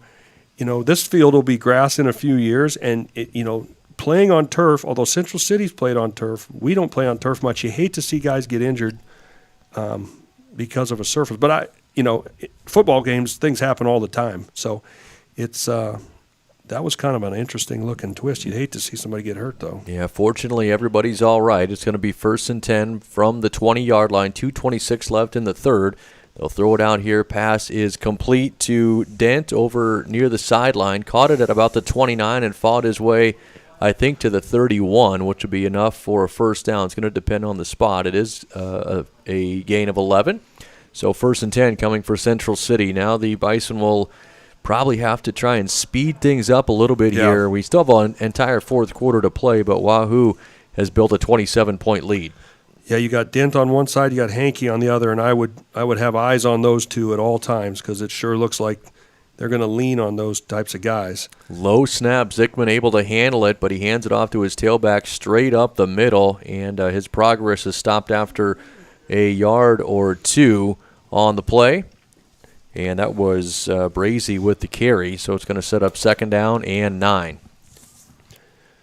Yeah, and they're not just going to stop running the ball. They're going to try to, if they're going to see the front we give them, and if we're leaning on that pass defense, they're going to try to find a gap to run to. On 2nd and 9, with 1:50 left to play in the third. Zickman back to pass, pump fakes, and now looks over the middle. Pass is intercepted. Wow. Picked off by Wahoo again. Logan Kelly, baby. Get a block for him. Still returning it all the way down.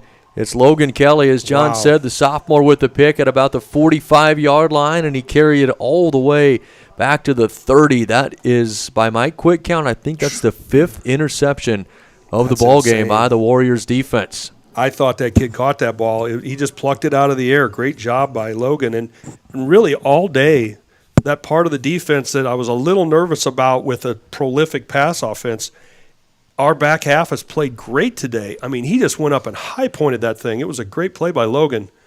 See it on the big screen here, and he's off to the races with an Oski. So now with 1:34 left, the Warriors have the ball back at the 31-yard line of Central City. Chance to add to this lead. They'll hand it off to Brigham. He's going to throw it, man, wide open. It is caught. Touchdown. Dazzle. That was Fox, I think, with the catch. Josh Fox. So it was a little halfback pass. Kip Brigham to Josh Fox, a 31-yard touchdown pitch and catch, and the Warriors now lead it 40-7. That's a great play. They ran that play, I believe, against Boys Town, where Noah came to the right side and threw it up, and I'm not sure if it was Josh on the receiving end of the one against Boys Town, but great job. Great job by the Fox family on that call and that play. Zaragoza to attempt the extra point. Much better snap and hold this time. The kick is up and true. 41-7 now your score with 1:27 left. Wahoo has really poured it on here in this third quarter. We can step away real quick, and we'll come back with the kickoff and probably the completion of the third quarter here in the Class C1 State Football Championship. Thank you to the sponsors, part of the Wahoo Athletic Club Booster Club, Berkshire Hathaway Home Services, Ambassador Real Estate, JEO Consulting, Sand Creek Construction, Inspro, Simon's Home Store, Retire Path, Rivalry, Scooters Coffee, Doan Tigers, Titles Bar and Lounge, Union Bank and Trust, Vermaline Excavating, Wahoo State Bank, Wahoops, Dairy Queen, First Bank of Nebraska, Wahoo. Again, thank you to those sponsors and everybody who's a part of the Wahoo Athletics Department, bringing the support to the students, athletes, and staff. Zaragoza has it teed up at the 40. And the Warriors set to kick it away. The defense for Wahoo has really done a nice job here in this third quarter, setting up short field for the offense. This is going to be a squib kick by Zaragoza. Ball is on the ground over there, and finally falling on top of it, I think will be Central City. Yeah, that's Turner Hankey who eventually landed on top of it at the 35, 36-yard line. So at a 41-7 score now, the Warriors' defense is back out there really here, John. It's keep everything in front of you. Certainly they'll continue to be as aggressive as they have been, but just don't give up any big plays and make sure that you make Central City work for everything they get. Exactly, yeah. It's all about being smart right now, and let's get this minute and a half on, and let's transition to the fourth quarter and just reestablish that effort to keep them from making any big plays. Zickman will hand off on first down and out to the 36, 37-yard line. It'll be a pickup of about 3 on the play. That's Brazy, the backup tailback, And unfortunately, it looks like the evening, obviously, for Corbin Keys is over. We see him down on the sideline with crutches underneath both arms. So it's really a shame for such a talented tailback. Didn't get to play the entirety of this ball game. On 2nd and 7, they'll hand it off again. It's Brazy, and this time he's going to be cut down at about the 39-yard line. So he picks up 2, maybe got 3. It'll be 3rd down. It's going to be 3rd and 4. Yeah, it really changes your thought process. I mean, it's one thing if you got, if Wahoo's fortunate, we've got really 3 guys that run the ball quite a bit. If one of those guys were to get hurt, you feel like you could lean on the other 2 or one of those other 2 to kind of tote the rock and kind of keep your playbook the same. But when you got half your offense that gets hurt, I mean, that really changes things, and it puts a little more pressure on the quarterback and those receivers to make plays downfield. Zickman's going to throw it here on 3rd down. Pass is incomplete and almost intercepted. Yeah, Landon going for that one. Yeah, Phi was trying to jump the quick out route there. Got over his hands, but also over the hands of the intended receiver. That's going to set up 4th down. It's 4th and 4 with 12 seconds left in the 3rd quarter. Still Central City on their half of the field at the 39, but down 41-7. Really wouldn't surprise me to see them go for it here. Yeah, I mean, you got nothing to lose. Yeah, the risk is you give Wahoo the short field again, but at some point that you've got to keep your foot on the gas and try to put points on the board. Yeah, there's only so many possessions that are left in this game. There's a good pitch and catch there from Zickman to Dent. He's caught it. That's that slant play we've seen him run a couple of times. This time made it all the way to the receiver, and he's into Wahoo territory across the 50, actually down to about the 43-yard line. Yeah, and that is a dangerous play when you get all those linebackers dropped into the zone. You got to wait for that slant to clear, and it's been we've been fortunate to pick a couple of those balls off today, and that just they just got that one. And that's the last play of the 3rd quarter. The clock expiring here after the catch, so we will head into the 4th. Wahoo in control, 41-7. We'll step away and we'll be back here at the Class C1 State Football Championship. Wahoo State Bank gives you the home team advantage. From the beginning of your financial experience with Penny Partners, Kids Club with Richie Rover, to student checking for those age 15 through 25, offering a variety of benefits that make banking easy when you're home or away, or if you're looking to finance the future home. Wahoo State Bank has the home team to work with you through life. Member FDIC. Bring home happy from the Wahoo DQ. We have a large variety of ice cream cakes for any occasion, made with vanilla and chocolate soft serve and filled with hot fudge and cake crunch. Grab-and-go cakes are available for last-minute parties, or call ahead and have one specifically designed for you. We also keep boxes of Dilly and Buster bars, which are great for keeping in your freezer, at home, and snacking on throughout the week. Stop into the Wahoo DQ today for your cake and novelty needs. The Wahoo DQ is located at 1122 North Chestnut Street in Wahoo. Welcome back to Memorial Stadium. It is Class C1 football championship. Wahoo Warriors taking on Central City right here on Wahoo Public Schools YouTube, as well as Saunders County Online YouTube and 99.3 FM KWAB. We're ready to start the 4th quarter. It's going to be 1st and 10 for Central City in Wahoo territory at the 43-yard line after having just converted a 4th down. A little bit of an extended timeout here because of the television and the media.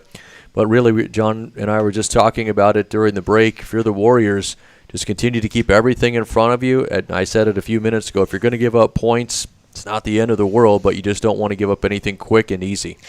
Yeah, and what a crazy we're sitting there going, how many points did we just score in the 3rd quarter? And it was 14-0 at half. We were talking about there's been 34 points scored between the two teams in that 3rd quarter, and thankfully most of them are for us. But it's been a crazy 3rd quarter. And having said that, scoring 41 points as we have, it appears that we are now the leading all-time scoring offense or scoring team in C1 history, which is a nice accomplishment.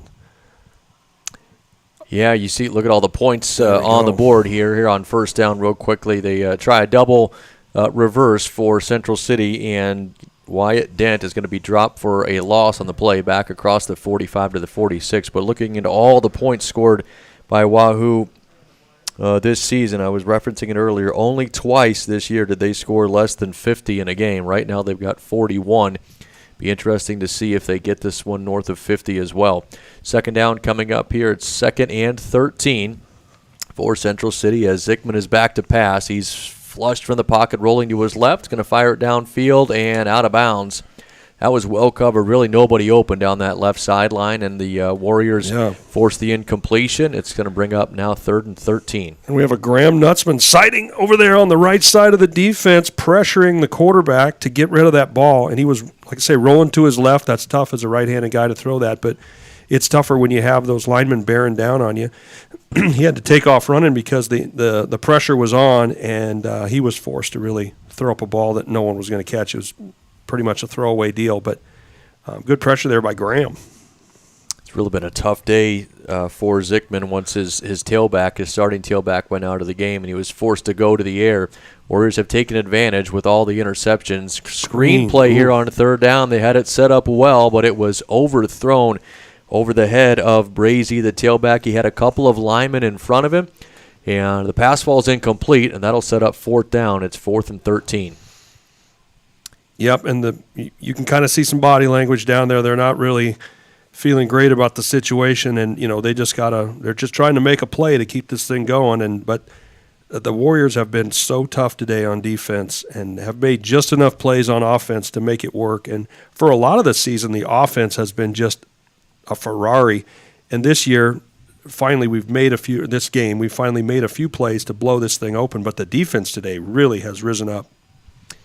Here we go on 4th down again. Last time they ran a slant. Yes, you're exactly right. Wow. So instead of 4th and 13, it's going to be 4th and 18. I was about to say last time we saw them run that slant with Dent, and he probably got actually about 20 yards, just shy of 20 yards on it. So Warriors need to be aware of that, but anything shy of about the 34-yard line, 33-yard line of Wahoo would give the Warriors the football back. And your guy is right down here in the slot, 26 Hankey, and Dent is clear up on the top side, man-to-man with Landon Fye. Oh, and they go right up the seam. And it's an interception. It is intercepted again by the Warriors. Picked off at the 40. Logan Kelly again. Nice. Inside of Central City territory. He's going to be drug out of bounds at the 30-yard line. Another interception for this Wahoo defense, John. That is number 6. 5 of them, I believe, here in the second half. Ball hawks today. Oh, my gosh. And you see that guy running up the seam, and all of a sudden everybody gets puckered up quick. But Logan made a great catch, shoe-top catch right there. It was underthrown, and he's got James out there in front blocking, and really a pretty good return. He gets a good 30 yards on the return and puts us right down here in Warrior territory. We're in the plus territory, 30-yard lines going in. It's actually 4 interceptions in the second half, 6 in the ball game, and Warriors, as John just said, at the 30-yard line of Central City will try and tack onto this lead. First play of this drive is a run by Kip Brigham. He'll take it down to about the 28, so a pickup of 2. And at this point, you lead at 41-7. You're going to run that play clock all the way down. You're going to hold on to the football. Yep. And if Wahoo can score here, we would be in a running clock situation. Yeah, 1 point away, really. I mean, if we wouldn't have missed that extra point situation earlier, we would currently be in a running clock. But nothing to worry about here.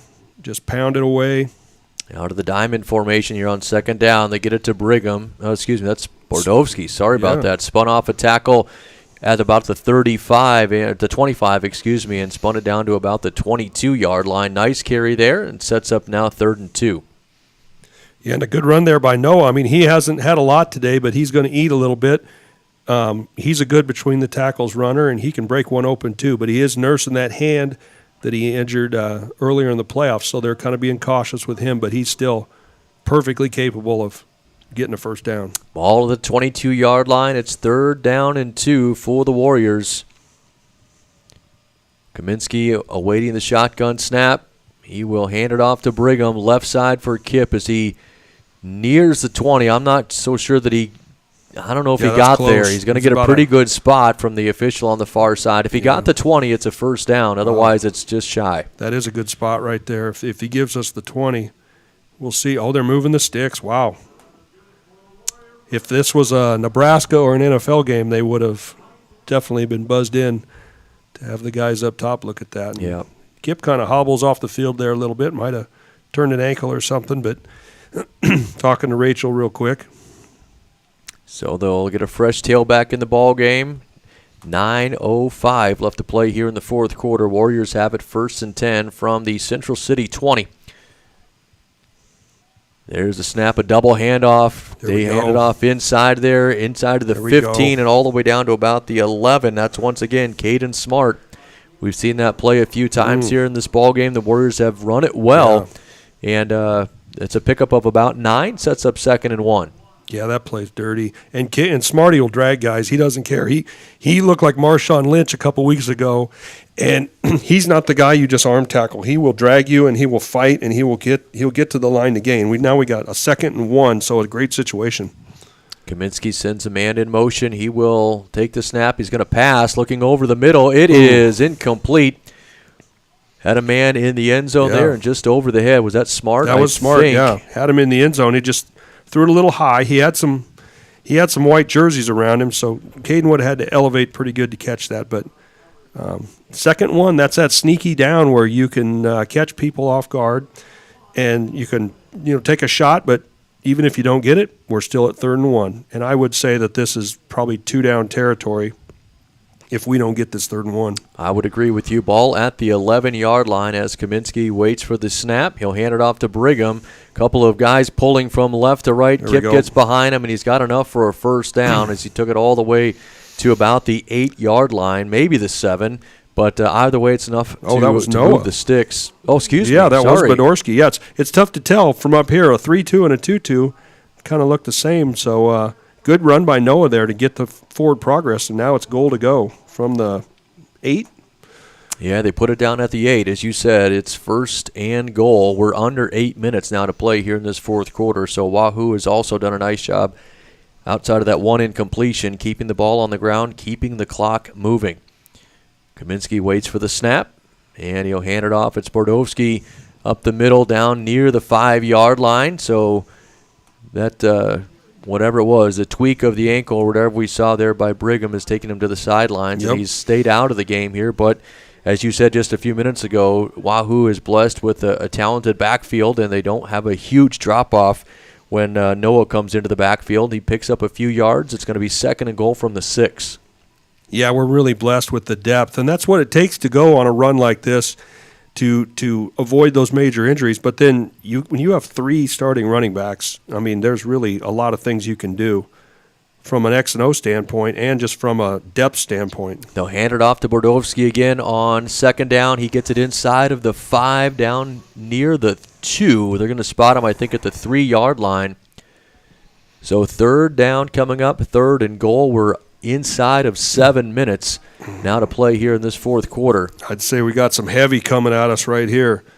Maybe Noah dotting the I in the heavy set.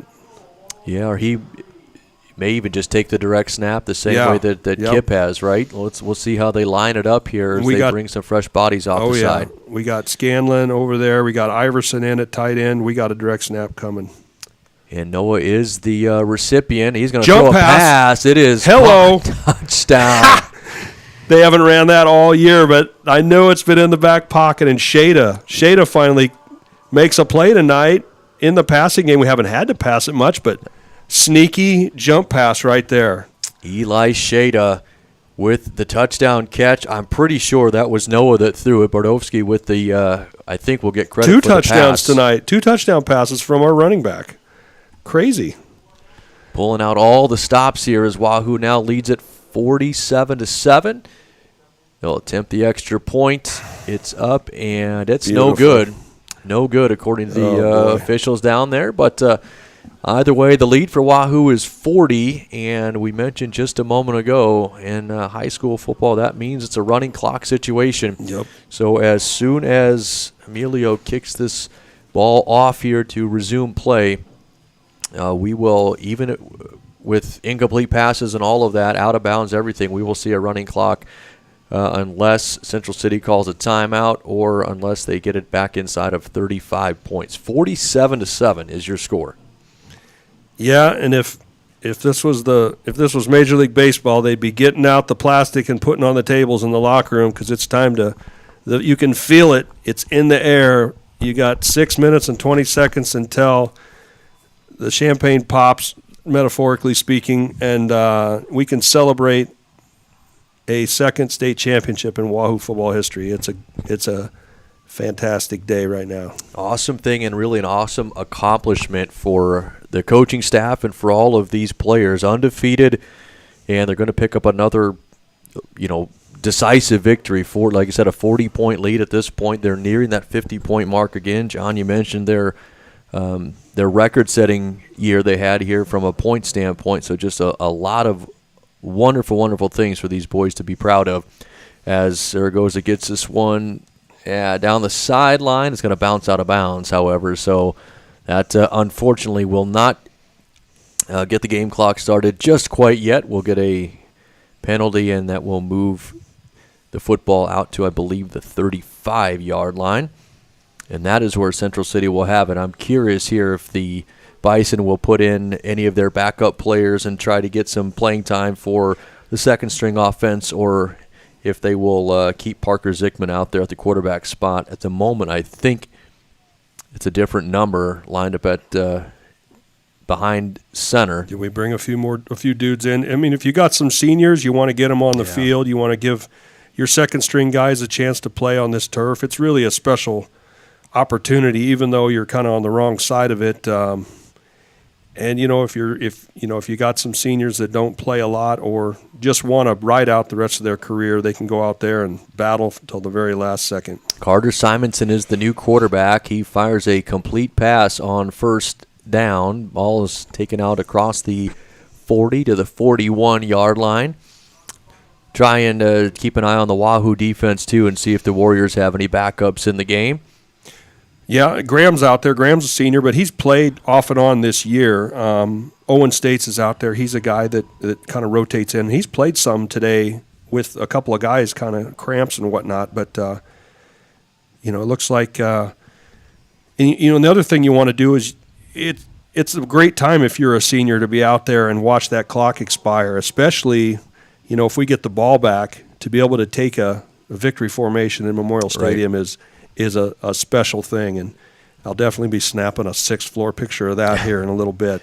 Yeah, not many people would be able to say that they did that. It was a quarterback keeper, by the way, on second down. So now it's 3rd and 4. Pressure coming from the Warriors, and they're going to drop him in the backfield. Nuts as Nutsman comes up with the sack. Simonson pulled down all the way back at the 35-yard line. That's the original line of scrimmage, so that'll bring up a 4th down and 10. First sack of the ball game, I believe, for Wahoo. They've been really good in the defensive backfield, as I said, with 6 interceptions, and now the defensive line getting into the act. Yeah, and it's really been a great spot for our team. And if you're a linebacker, you love having a dominant D-line in front of you, Jake and Eli and the other Eli, both Elis. I mean, just being able to make plays. Oh, another How pick. about one more? Almost. Long pass, almost a Hail Mary type of throw, and it's knocked down, almost intercepted. That time. Was that Landon over there? I think it was. It's hard to see from up here, but I think it was. Very nearly had another interception there. Yeah, but it forced the incompletion, and with the running clock, we will pass the 4-minute mark here in this state championship game, and the Warriors, regardless if they send first or second string offense out there, will no doubt be running the football right up the middle and trying to just get rid of this last 3 minutes and 55 seconds and get off to enjoy the state championship. Yeah, it looks to me like there's a few guys in a few younger guys in on the offensive line right there. And is this Alex Borcher's deal right here? I can't tell if that. I think Chase is still out there maybe. Yeah. Looks like it's still Kaminsky at the quarterback spot. He will hand it off, carrying it inside of the 30. I think that was Noah. Yeah, into about the 29-yard line. So he will pick up 6 on the play. Sets up second down Nothing fancy, though, here for Wahoo. John, not trying to run up the score. Actually, that was 32, it looks like. That was Brigham, huh? Yeah, I looked at the big replay board and it looked like it was 32. At least he's back out there on the field anyway. Yeah. But as interrupted myself there, what I was saying was Wahoo's not trying to run the score up. Just keep it vanilla, run it straight up the middle, and a first down or two, and this game's over. From the 29-yard line, they'll hand it off again. Yeah, we got Cal Bapst out there. I think he's another senior that rotates at receiver, and it's just good to get in there. And I know in a situation like this, there goes Jace, was getting hugs on the sideline. Looks like AB is coming in to finish this thing up. Yeah, you definitely want to finish kind of on your own terms and run off the field. There goes Kip. Yep. Nice round from the home fans there for Kip for a special season, and his career is not over. He's a junior. So, I mean, you talk about a lot of guys coming back next year. Absolutely. 2:25 left here as Borchers now the quarterback, takes the shotgun snap, and he'll hand it off, carrying it inside of the 20 and down near the 16-yard line. I think that was Bordovsky. It's tough to tell from up here, but that looked like a 22. I think so. Yes, it was. So good carry for him. Let's see. He'll pick up about 8 yards. Yeah, 8 yards. Thank you. 8 yards About on the second play. and 2, yeah. And it looks like they're sprinkling guys in. You're not going to see any freshmen out there, but you're definitely rewarding those guys that have been those second teamers that have taken those beatings all year in practice at the hands of Scanlon and Emerson and all those guys. You're seeing those younger kids that are second team guys getting rewarded playing in the Great Memorial Stadium. Play clock inside of 10. Borchers will take the snap, hands it off. It's Bordovsky with the carry. There we go. Got it back to the line of scrimmage, then maybe got a yard or two, which is all he needed to get the first down. Clock is inside of a minute 20.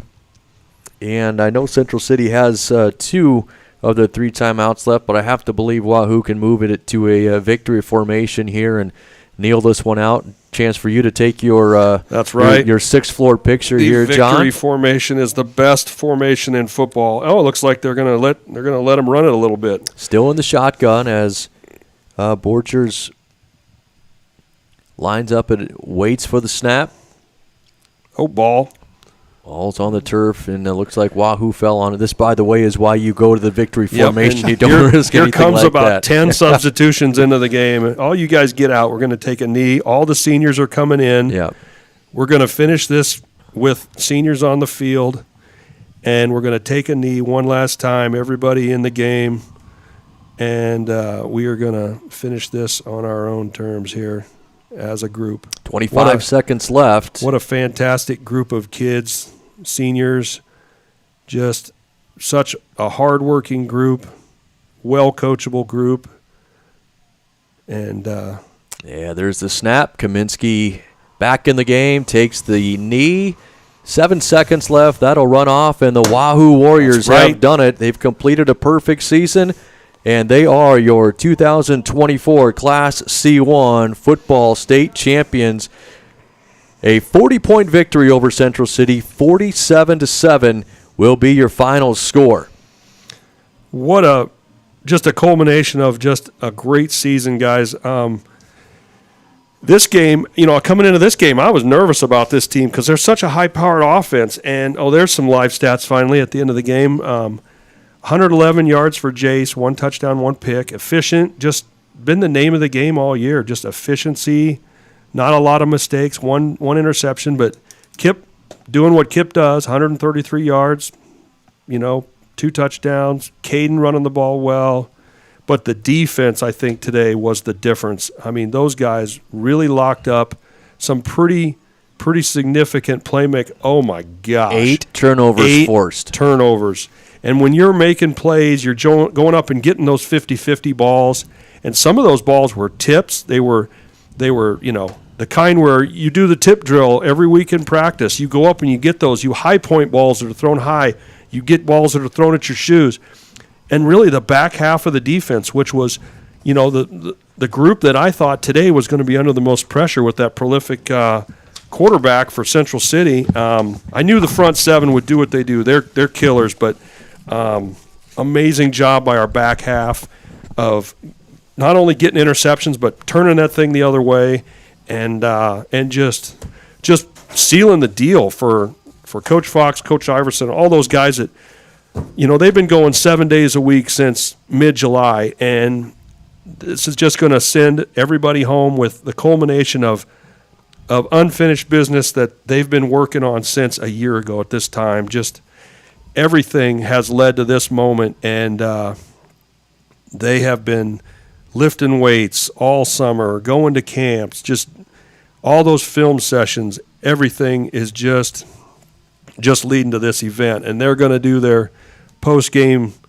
"What Wins Games" chant for the last time here on Memorial Stadium, and it gets no better than this right here. And they're coming through that line, and they're getting ready to do the celebration, and it's been a fantastic season, and what a great day to be a Warrior. Yeah, what an excellent way for it to end up. A game that started so slowly for Wahoo, really for both teams. It was 0-0 at the end of the first quarter, and it wasn't until a scoop and score got things started for Wahoo on the scoring side. I won't even say the offensive side, on the scoring side. The scoop and the score by Landon Fye, and that made it 7-0. The 5-yard touchdown run by Brigham gave them a 14-0 lead at halftime. And then, as you said earlier, John, that second half, specifically the third quarter, was just an avalanche of points. Yeah. It was defense with interceptions and returns, getting the ball inside of the 40, the 30, and then the offense was so efficient, putting points on the board. And before you know it, it was a 27-7 differential in that third quarter, which gave the Warriors a huge lead.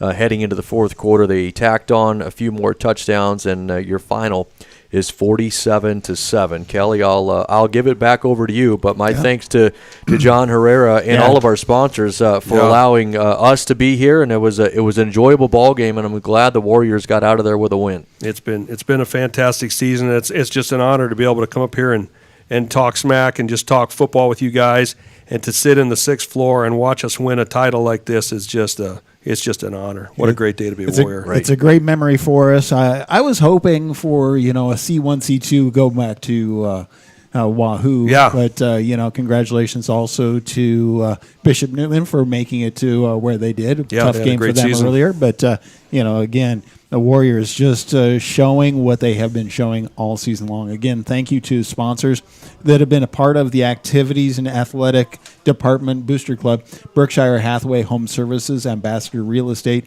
JEO Consulting, Sand Creek Construction, Inspro, Simon's Home Store, Retire Pathways, Rivalry, Scooters Coffee, Doan Tigers, Titles Bar and Lounge, Union Bank and Trust, Vermelina Excavating, Wahoo State Bank, Wahoops, Dairy Queen, and First Bank of Nebraska, Wahoo.